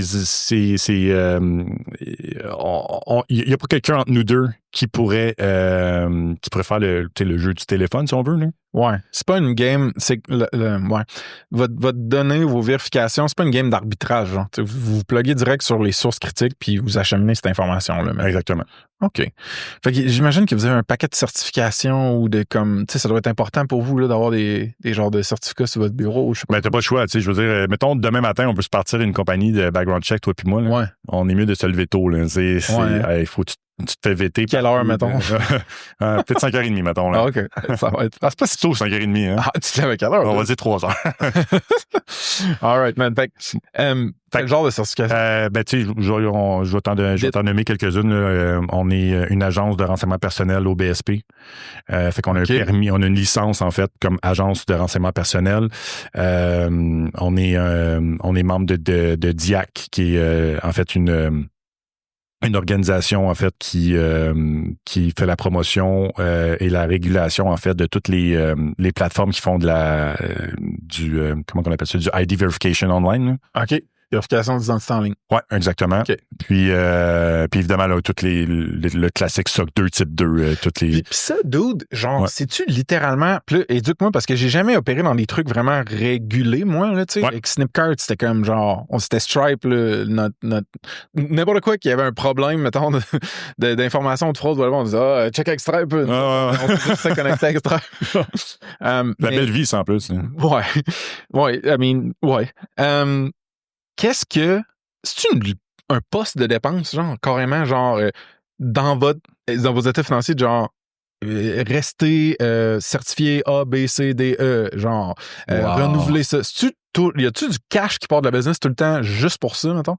C'est oui. La réponse est oui. C'est ça, hein? Puis, je veux dire, ça coûte de l'argent. Avoir ça, c'est pas juste... je te donne ton exemple. Juste des coches, là. Non, ça coûte cher. Puis aussi, il y a tout le volet... Ouais, non, c'est une business. Ouais, disons ça. Ouais, c'est une business. Mais je veux dire, c'est une business, mais il faut que tu sois qualifié. Là, dans le sens qu'ils vont pas rentrer n'importe qui juste pour faire du cash. Là, oui. Ils ont quand même une crédibilité, puis il faut qu'ils demeurent avec ces crédibilités-là. Parce que, mais oui, t'as pas le choix. Puis tu sais, nous, on travaille quand même avec des gros clients, là, que ça soit... Tu sais, juste d'être partenaire avec Equifax. Tu sais, Equifax ne donne pas accès à leur base de données pour le fun. Là. Non. Fait que tu sais, t'as comme il y a un gros processus de vetting où, mettons, des clients comme des institutions financières, mais c'est la même affaire. Là. Non, c'est clair, dude. C'est du cash en temps homme ou femme, là, tu sais, genre, t'as du staff qui doit, genre, taponner là-dedans, t'as des frais, c'est quand même une charge à prendre en compte. Mais I guess que t'es dans une industrie que la douleur que tu règles est tellement critique que tu peux charger les plus gros prix. Fait que, genre, t'essayes de t'offsetter avec ça. Ouais, non, c'est clair. Puis, mais c'est nécessaire, hein, parce que, je veux dire, tu veux faire affaire avec des professionnels, des gens qui sont crédibles, parce que c'est quand même des risques assez importants qu'on veut prévenir. Là, ça fait 5 ans, puis t'es COO, fait que vous êtes passé de 0 à 1, puis vous êtes en train d'aller vers N, là, peu importe le chiffre, c'est quoi. Ouais. Comment ton rôle a changé? Genre, y a-tu des tâches que maintenant tu refuses de faire ou que tu fais plus pour que l'équipe soit plus autonome, mettons, genre? Hey, ça, moi, j'ai commencé comme conseiller marketing. Ouais, avant comme de rentrer. Exact. Ouais. Avant de deep dive là-dedans, parce que au final, c'est ce qu'on m'avait demandé, t'sais. Jusqu'à temps que je tombe en amour avec la vision et la mission de l'entreprise. Mm-hmm.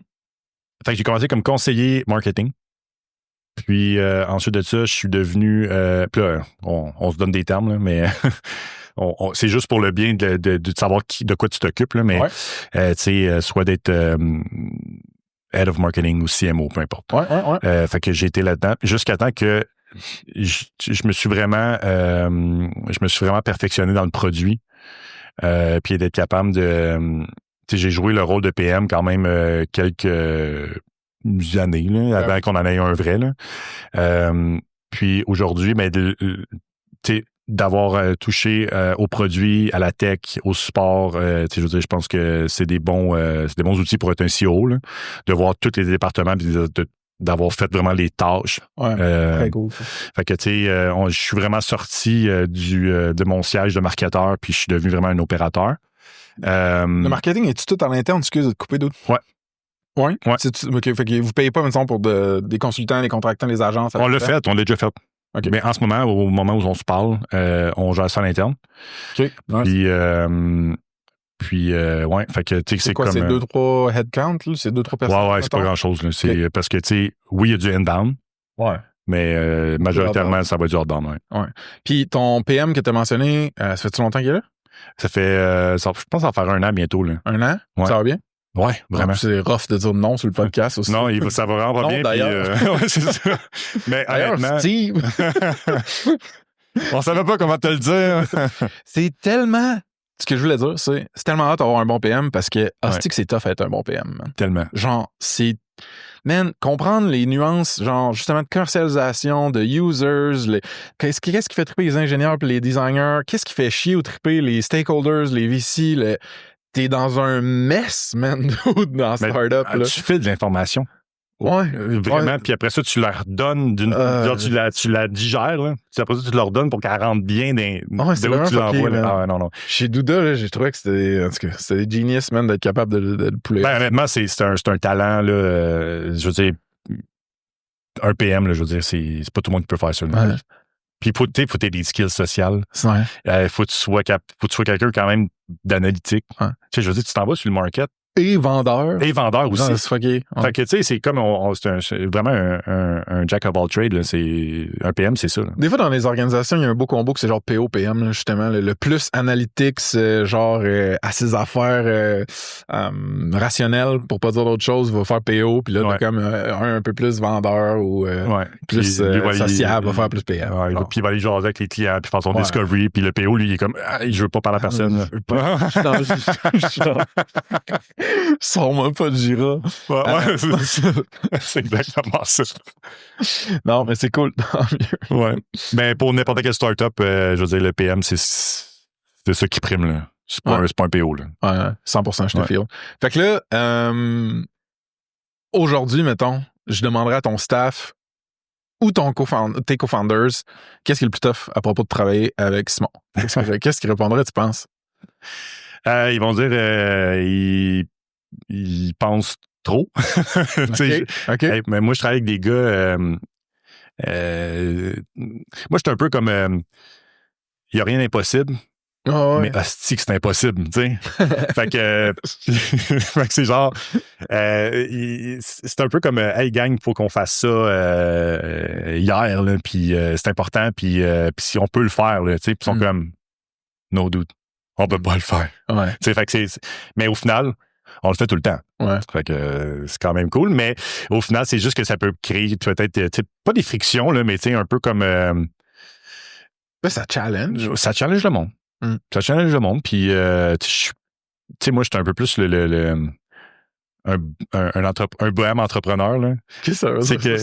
Un bohème entrepreneur, tu sais, du genre que j'aime tellement ça, puis je pense que c'est pour ça que mon rôle de CEO me convient. Là. J'aime tellement ça, aller voir tel département, puis après ça, je monte dans l'autre. Puis que je viens vraiment comme mettre les mains dans la farine, là, pas juste être stratégique, puis d'optimiser les processus. Là. Puis ça fait en sorte que, tu sais, à un moment donné, tu sais, je suis vraiment dans le produit, parce qu'il y avait un coup à donner. Ouais. Puis après, je suis comme, hi guys, on va en marketing. Tu sais, c'est. Ouais. Fait que c'est peut-être un peu le fait d'être comme. C'est ça. Je vois où ce que en fait, je vois où ce qu'il y a un besoin, mais on dirait que quand je m'en vais là, c'est comme, hey, on change tout. Tu sais, c'est comme. Mais en même temps, je me... T'as-tu déjà lu l'article? C'est un classique, je me rappelle plus c'est qui a écrit ça, là, une légende de notre industrie, dont malheureusement, je me rappelle jamais le nom, mais c'est genre industrie, excuse-moi, je recommence, c'est commando, infanterie, police. Puis ça décrit genre le type de joueurs que tu vas avoir dans une startup au fur et à mesure qu'elle scale. Tu commences avec des commandos qui sont capables de tout faire, couteau dans les dents, aller en arrière des lignes ennemies, s'arranger, patenter des affaires. Ouais. Là, quand tu grossis et tu prends de plus en plus de territoire, tu t'en vas avec l'infanterie. Fait que là, c'est comme tu déploies des ressources, du monde qui vont aller, la force brute de genre, on atteint de plus en plus de marché, whatever. Puis à un moment donné, tu deviens tellement gros, tu deviens une manière de genre d'empire ou d'étonation que tu as besoin de police.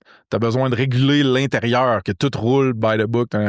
C'est crissement un modèle intéressant. Je te l'enverrai, puis tout est clairement un commando. Là, mais je veux dire, les co-founders puis notre CTO, on est tous les commandos. Ben oui, c'est tout le temps ça. Les meilleurs founding teams, c'est ça. C'est tout le temps ça. Je veux dire, mon CTO, il est comme... Est-ce que je dors ou je me crée une side quest? Tu sais, c'est comme, c'est genre ça, là, tu sais. Fait que, non, on est chanceux d'avoir ça. Puis c'est là que ça a été difficile de déléguer aussi. Ouais. Parce que t'es comme, man, on est une équipe de rockstar, on a fait ça à 4, puis on était capable de tout rouler à business, mais je veux dire, c'est pas scalable. Là. Mais c'est pour ça qu'il faut que tu amènes de l'infanterie, parce que dans l'infanterie, t'as genre de la hiérarchie, t'as genre des process, puis ça scale. Exact. Puis des commandos, ça scale pas. Exact. Puis c'est vraiment tough, man, parce que t'es perfectionniste, t'aimes ça avoir des gros résultats rapides, rien t'est impossible. Ouais. Mais il faut que t'acceptes toujours. Puis j'ai écouté un pote qui parlait de ça récemment, c'est que j'aimais ça. C'était genre, faut toujours que t'acceptes d'en laisser un peu aller de genre la qualité ou de ta vision de l'exécution d'une tâche ou d'un projet, parce que si tu ramènes tout à toi, man, tu scales pas. Tu scales pas. Puis c'est pas ça. Ton rôle de leader, c'est de faire scaler l'organisation. Ouais. Fait que. C'est vraiment bon, man. Je vais aller checker là-dessus parce que. On le mettra dans les show notes. Ouais. Très nice. J'en parlais au début du pod il y a 2 ans, mais là, le monde s'en rappelle plus, fait que je peux le reploguer et avoir l'intelligent encore. On le mettra après ton background check. Ouais, c'est excellent. T'as parlé de choisir entre une side quest ou dormir. Ouais. Fait qu'une des questions qui m'intéresse, c'est ton horaire de founder. Mm-hmm. J'assume qu'il est comme peut-être non conventionnel. Mm-hmm. Tu travailles-tu pas mal? C'est vrai qu'il est non conventionnel? Ça ressemble à quoi, genre? Ah, totalement. Puis encore une fois, c'est, tu sais, tantôt, je te disais, être un bohème entrepreneur, là, ou un bohème opérateur, là, on va dire, mettons, dans la business, mais. BO, exact. J'adore. Dans le. Tu sais, on met du temps. Tu sais, on veut pas être occupé, on veut être productif. C'est bien dit, ça. Puis, on va mettre du temps où on doit mettre du temps. Puis, une start-up, c'est ça. Tu sais, je veux dire, j'ai un département en feu. Je vais pas aller arroser mes plantes à droite, là, tu sais. 100%. Fait que, puis une start-up, mais tu sais, je veux dire, c'est 24 heures sur 24. Puis, je veux dire, quand je dis 24 heures sur 24, c'est que tu dors puis tu rêves à ta business. Fait que c'est sûr que c'est... Donc, tu travailles beaucoup. Oui, mais tu sais, je veux dire, il y a une discipline à avoir parce que c'est pas que ça, la vie. Puis, il faut faire attention pour protéger tes 2 autres sphères, là, qui est ta famille, tes amis, puis juste ta santé aussi. Là. Physique et mentale. Exactement. Ouais. Fait que ça, c'est vraiment important. Tu sais, je te dis pas que moi, je suis le pro là, de l'équilibre, mais je suis conscient qu'il en faut un. Parce que ce qui est déjà bon. Ouais, parce que même que tu peux crasher. Là, ouais, exact. Puis, tu sais, je veux dire, si c'est vraiment ta business que tu as à cœur, mais si tu n'es plus capable de la rouler. Exact. Moi, il a fallu que je fasse un hostie de burn-out pour m'en rendre compte de ça, tu comprends, tu sais. Puis que là, t'es pas là 7 mois, tu sais. Ouais. puis tout est comme, hey, je suis 2 jours, c'est long, là. Ouais, puis après ça, t'es sorti 7 mois, là, ça n'a pas de sens. 100% d'autres. Y a-tu une... Là, on s'en va vers notre closing. Ouais. Y a-tu une région géographique ou une région plus sectorielle où est-ce que tu vois le plus de potentiel pour Trusty going forward? Man, c'est large parce que, encore une fois, on a du people risk un peu partout. Ouais. Tu sais, mettons au US, OK? Parce que nous, on développe au US actuellement. Puis, tu sais, je me souviens plus, c'est au début du pod que je disais ça ou off-record, mais tu sais, toutes la vérification des évidences pour, mettons, un chauffeur américain dans une compagnie de transport américaine. Ouais. Man, c'est 3 fois ce qu'on va avoir au Canada, tu sais. Exact. Mais c'est fait que ça, c'est du potentiel pour toi. C'est du potentiel parce que l'industrie du transport, c'est vraiment concentré sur le comportement, en fait, la gestion du comportement. Okay. Puis au niveau de la gestion de documentaire, donc les permis, les licences, les récurrences, la revalidation, tout ça, c'est tout archaïque encore. Tu sais, c'est vraiment, les Excel sheets, là, il y en a énormément dans ces industries-là. Puis tu sais, l'industrie du transport est une industrie conservatrice. Donc, nous, on apporte ça en disant, tu sais, t'as pas besoin d'être tech savvy, là. Tu sais, nous, on va travailler avec toi, on va le monter, OK? Mais une fois que c'est fait, le logiciel, tu l'utilises pas. Tu sais, fait que c'est pas comme si je te demandais d'utiliser Salesforce qui est comme, man, c'est tough. Il faut une maîtrise. Là, ouais, exactement ça. Pour bien utiliser Salesforce. Puis c'est pour ça que, mettons, pour revenir à ta question, Verif a vraiment été un produit to land, puis Horizon, c'est vraiment le produit to expand. Parce que Horizon, make sense, oui. Horizon va vraiment être le hub de la conformité du people risk, parce que tu vas pouvoir ajouter tout, tu sais, oui, on a Verif pour les antécédents, mais si tu as une autre compagnie que tu utilises pour faire du background check, mais je veux dire, ta plug dans Horizon, puis ça le fait, là. Fait que tu vas être capable de venir intégrer tout ça. Puis nous, après ça, on va avoir des tools d'AI, en fait, qui vont être capable d'aller chercher l'information de ton background check, qui va aller le pousser dans tes règles pour faire trigger tes violations. Tu n'es pas obligé d'utiliser nos tools à nous pour faire la vérification. Ça peut être n'importe lequel. Fait que on peut aller aux États-Unis, Puis c'est pas, on n'est pas obligé de dire, mais là, s'il faut aller aux États-Unis, il faudrait qu'on ait une plateforme de vérification qui permet de voir les vérifications d'antécédents américaines. On n'est pas là pantoute. Là. Nous, on se connecte avec qui vous voulez, avec qui vous utilisez déjà. Là. Parce que j'avoue que d'un point de vue de UX, d'expérience utilisateur, si tu vas au bout du chemin utilisateur de je reçois des notifications sur s'il y a des risques de non-conformité dans mes politiques, mettons, d'emploi. Mettons, je suis le directeur là, qui doit recevoir ça. Ben, un Large Language Model, tu sais, le langage naturel, ça serait une bonne interface pour parler.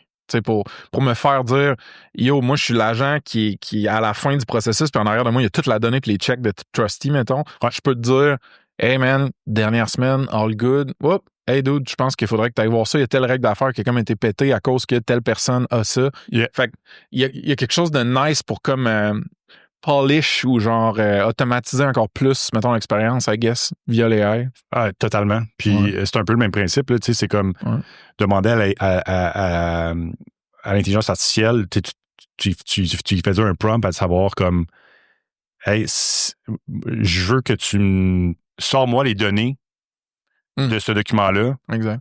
Puis après ça, lui, il va faire comme OK, parfait, je te les donne. Nous, on les isole. Ouais. Puis après ça, 100%. on rentre ça là-dedans, tu sais. Ouais, parce que dude, c'est tellement fucked up. On a tellement de dettes d'expérience utilisateur dans nos vies numériques qu'on a créé des click-fest, des festivals du click, où est-ce que des fois, si ton SaaS, tout ce qu'il fait, c'est diminuer de moitié ou de 10 fois le nombre de clics qu'un employé doit faire dans une entreprise, ça vaut des dizaines de milliers de dollars par année, bing. Oh my God, que c'est bon. C'est vrai, man. J'ai parlé avec un founder récemment qui veut joindre la communauté privée. Il était comme, genre, il m'expliquait une partie de la valeur qu'il amenait, puis c'était juste diminuer les clics, man. Ouais. Fait que si, via un agent AI, tu peux justement avoir un back and forth plus fluide, plus naturel, qui diminue tous les fucking clics, plates, loading, blablabla, ça peut être insane. Puis imagine, tu sais, comme nous, puis ça, c'est vraiment vers où on veut aller, que les AI soient capables de... parce que, tu sais, le gros travail d'implémentation d'Horizon, c'est vraiment de l'adapter à ta réalité, puis de mettre les bons thresholds à la bonne place, puis tes politiques, c'est quoi, les lois, c'est quoi. Imagine que le AI devient vraiment un risk agent, qui est avec toi, puis qui t'aide à faire ça, puis que lui, il a lu les lois, il a lu tes politiques, qu'il soit capable, tu sais, on s'entend, là, on est loin d'un... Minority Report. Ouais, ou d'un juriste. C'est plus en fait, on est loin d'avoir... tu sais, l'intelligence artificielle ne sera pas imputable. Ouais, non, ça va être toi puis moi. Ouais, c'est ça, exactement. Mais il y a quand même le fait qu'on peut aller là, puis effectivement, ça va venir diminuer le clic encore. Ouais. Fuck yeah, dude. Il me reste 3 questions très légères en rapid fire. Yeah. On s'était parlé un peu de musique puis tout la première fois qu'on a eu un call. Fait que la question, c'est que les top 3 chansons de rap pour courir plus vite, parce que je sais que tu cours. Man. Puis je cours depuis 7 années, en fait. OK. En plus, t'es grand, man. Tu dois faire des grandes enjambées, man. Ouais, mais... Quel weird comment. Je sais pas pourquoi. Ouais, mais le cœur est grand aussi. Ouais. Puis si ta pompe, man. Ah! Qui pompe l'huile. Moi, je vais te donner des rappers, man, parce que n'importe quelle chanson qu'ils vont faire, pour moi, c'est... puis là, je vais être très mainstream. Je suis désolé. C'est bien correct, man. Mais Eminem... Ouais. Je veux dire, Eminem, il te fait courir vite, man. Oh ouais, man. Ouais, mais, il rappe vite, en plus. Oh ouais. Rap God, là, tu viens de monter ton pace, là, tu sais. Après ça, Tupac. Oui, 100%. On a un skateboard de Tupac en plus. Ouais, j'ai vu ça. C'était cool. Puis en ce moment, je suis très Tupac Biggie en ce moment. Fait que, classique. Ah ouais, trop bon. Ouais. Et puis moi, j'ai toujours été un fan fini de T.I. Oui. Hey man, c'est un flash. On vient de sortir. Ouais, c'est comme... Hey, T.I., man. Ouais. What you know, man. Dirais ça. J'étais jeune. Dirais ça. Ouais. Bon, parfait, si je te dirais que ces 3-là, ça spin... Ça spin sur repeat. Puis pour ceux qui sont intéressés, ça va être une infime partie de l'audience, mais j'ai fait une playlist sur Spotify que je t'ai envoyé par courriel genre hier, je pense. Ouais. Ça s'appelle Fonte en majuscule, puis c'est une playlist de rap quand même intense, agressif, qui est genre quand je vais au gym. On veut du gangster rap, là. Ouais, il y en a pas mal. Fait que je vais mettre ça dans les show notes, man, s'il y en a qui ça intéresse. Dernière petite question avant les plugs. Y a-t-il un SaaS que tu utilises ces temps-ci ou un tool, un produit numérique qui t'apporte soit du bonheur ou de la productivité? Ça peut être les deux. Ça peut être les deux, ouais, 100%. 100%. Ah, écoute, moi, j'ai découvert Hoop. C'est quoi? Il y en a sûrement 4 qui fait la même affaire, là, mais moi, j'ai découvert Hoop. Dans le fond, c'est il va lire tes courriels, il va regarder ce que tu fais sur Slack, puis ce que tu dis dans un meeting Google Meet, whatever. Puis il va te faire ta to-do. Ouh, nice. Puis ça, mon gars, là, genre H-O-O-P? H-O-O-P, ouais. OK. Puis tu sais, moi, je suis le genre de gars, là, TDAH, là, dans le tapis. Puis je suis le genre de gars qui va acheter un agenda, qui va oublier qu'il a acheté un agenda. Tu comprends? Mais Hoop, lui, me permet de dire, genre, puis il m'envoie une notification, là, puis il me dit, hey, dude, aujourd'hui, t'as ça à faire, tu sais. Très cool. Puis au final, mais tu sais, j'ai pas pris de note à rien, là, tu sais. Fait que, tu sais, l'intelligence artificielle, ça va nous rendre peut-être un peu plus abrutis. Parce que, man, on commence à lâcher les trucs, là. Je offload tellement de ma mémoire, man, dans l'intelligence artificielle. Ça me fait peur, man. Ouais. Mais ça marche tellement bien, dude. Mais tu sais, quand j'ai préparé notre pod, là, là, j'ai juste rentré le granola qui avait roulé dans le background pendant qu'on se parlait. Puis j'ai comme dit, hey, il me semble qu'on a ri une couple de fois dans le call. Sors-moi les bouts où qu'on a ri. Puis là, il me parlait quand on parlait de rap, de sport. Je sais, c'est vrai, on a parlé de ça. Fait que là, ça me permet d'avoir une plus belle conversation avec tout. Ça marche tellement bien. 100%. Mais il y a l'effet caméra de recul. Ah oui, c'est 1000%. Tu comprends? Ouais. Man. Enlève-moi ma caméra de recul, je tue tout. Ah, man, puis t'arrives dans un char, tu sais, comme une vieille minoune, là. Puis là, tu le mets sur reculon, puis là, t'es comme, what? Comment il faisait à l'époque pour reculer, tu sais, c'est comme... Google Maps, c'est époustouflant, là. Genre, moi, j'ai de la misère à naviguer. Ben, toi, t'as peut-être un meilleur sens parce que t'as été policier et tout ça, mais genre, si j'ai pas Google Maps, là, l'autre jour, de mon hôtel jusqu'à ici, c'est genre 10 minutes de char, man, c'était une aventure, d'autres, parce que j'avais pas Google Maps, j'avais pas de service, whatever. C'est tellement bon que tu dis ça parce que, tu sais, les livreurs de pids à l'époque, là, c'est comme, hey, ça, c'est mon adresse, bonne chance. Tu sais, c'est genre, c'était ça, là. C'est tellement drôle. C'est tellement vrai, puis c'était juste normal, man. Ouais. Tu sais, il arrivait, puis il cognait à la porte. Il cognait à la porte, il rentrait chez vous, tu leur donnais du change sale dans leurs mains. Hey, on a vu ça de notre vivant. Ouais. C'est fucked up comment que ça a bougé. C'est fou. Puis là, on veut même pas ouvrir la porte parce que un humain, c'est fou. Fait que... Te rappelles-tu une MapQuest? T'as-tu vu ça, toi? Ben oui. Tu rates un tournant, d'autres, t'es fucked. Il faut que tu retournes dans tes papiers. En tout cas, je veux pas trop déraper. Sim, on est done, man. T'as-tu n'importe quel plugs, des choses que tu veux promote? C'est le temps, là. Ah, écoute, on parlait de course tantôt. Ouais. Puis je vais faire le promo ultra en octobre. Fait que peut-être qu'on va être rendu là, on le sera pas, mais tout ça pour dire que si la sortie du pod s'est rendue est sortie avant le promo ultra, venez me donner du cash. on ramasse de l'argent pour plein de belles fondations. Mais tu me donneras un lien ou quelque chose, je le mettrai, c'est cool, man. Absolument. Puis sinon, mais embauchez-vous? En ce moment, on embauche beaucoup en fait, on va toujours avoir d'ouverture. Okay. Que ce soit en tech, que ce soit en vente. Fait qu'on va sur trustii.co. Ouais. Puis il y a un onglet carrière ou jobs, quelque chose. Ben, en fait, on va aller, venez sur LinkedIn. C'est plus simple. OK. Ouais. Venez sur LinkedIn. Venez m'écrire. Venez écrire à n'importe qui. Tu sais, nos carrières sont tout le temps là-dessus. Là. C'est vraiment, on utilise LinkedIn pour avoir notre job list. Fait que toi, sur LinkedIn, Simon Verville, on peut te poker? 100%. Dude, 100%. Ça a été un blast, ça a été un plaisir. Merci Frank. Super gentil.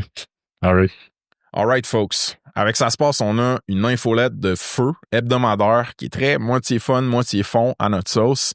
Il y a des hot takes, des expérimentations que je fais, des histoires vraies de SaaS, vraiment pour t'aider à prendre les meilleures décisions, que ce soit par rapport à ta compagnie ou ta carrière.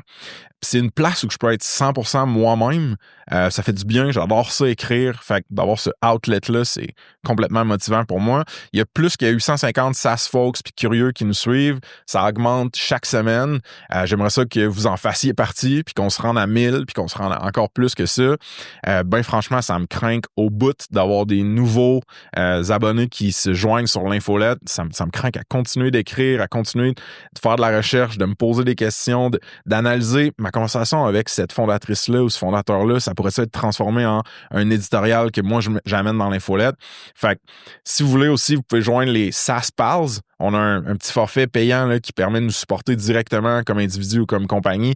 On a déjà plus que 22 personnes qui nous supportent comme ça. C'est insane. J'en reviens pas. Puis eux, ils font ça en échange contre des extra goodies, right? Fait que pense à, mettons, des updates extra que je fais avec personne d'autre qu'avec eux, des previews de la roadmap du podcast, des rabais sur les événements puis d'autres trucs. Fait que vous pouvez aller sur saspace.com. Il y a un pop-up il y a un pop-up qui va vous apparaître d'en face en théorie. Puis sinon, il y a, dans le footer, vous pouvez vous inscrire. Sinon, vous googlez SaaSpace puis Beehive. C'est l'outil qu'on utilise pour l'infolettre.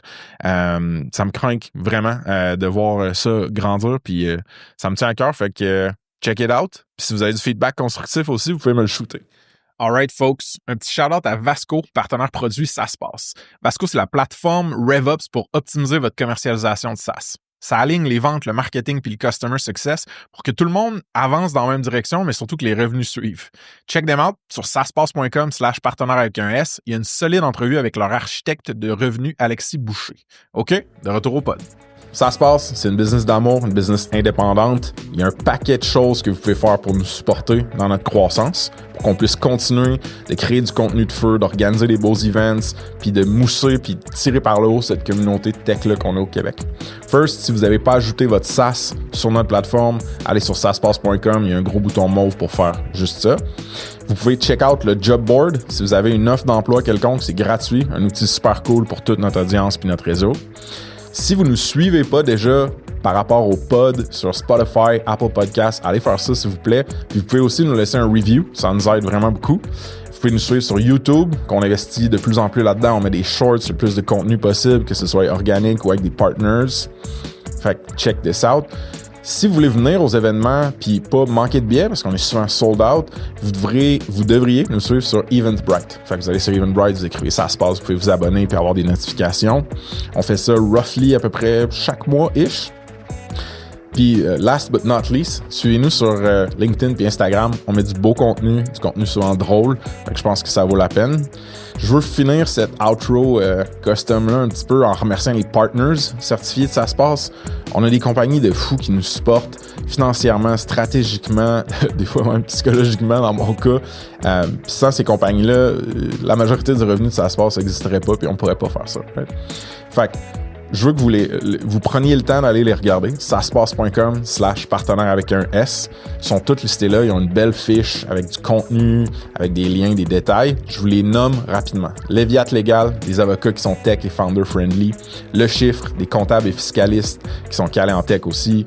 Baseline, des gros geeks pour innover avec les AI. Unicorn, des experts cloud AWS pour optimiser et scaler votre infrastructure. Puis on a aussi cette année des partners produits. Donc Vasco, une plateforme RevOps pour votre go-to-market. Missive, un inbox collaboratif pour vos teams, pour vos communications de team, pardon.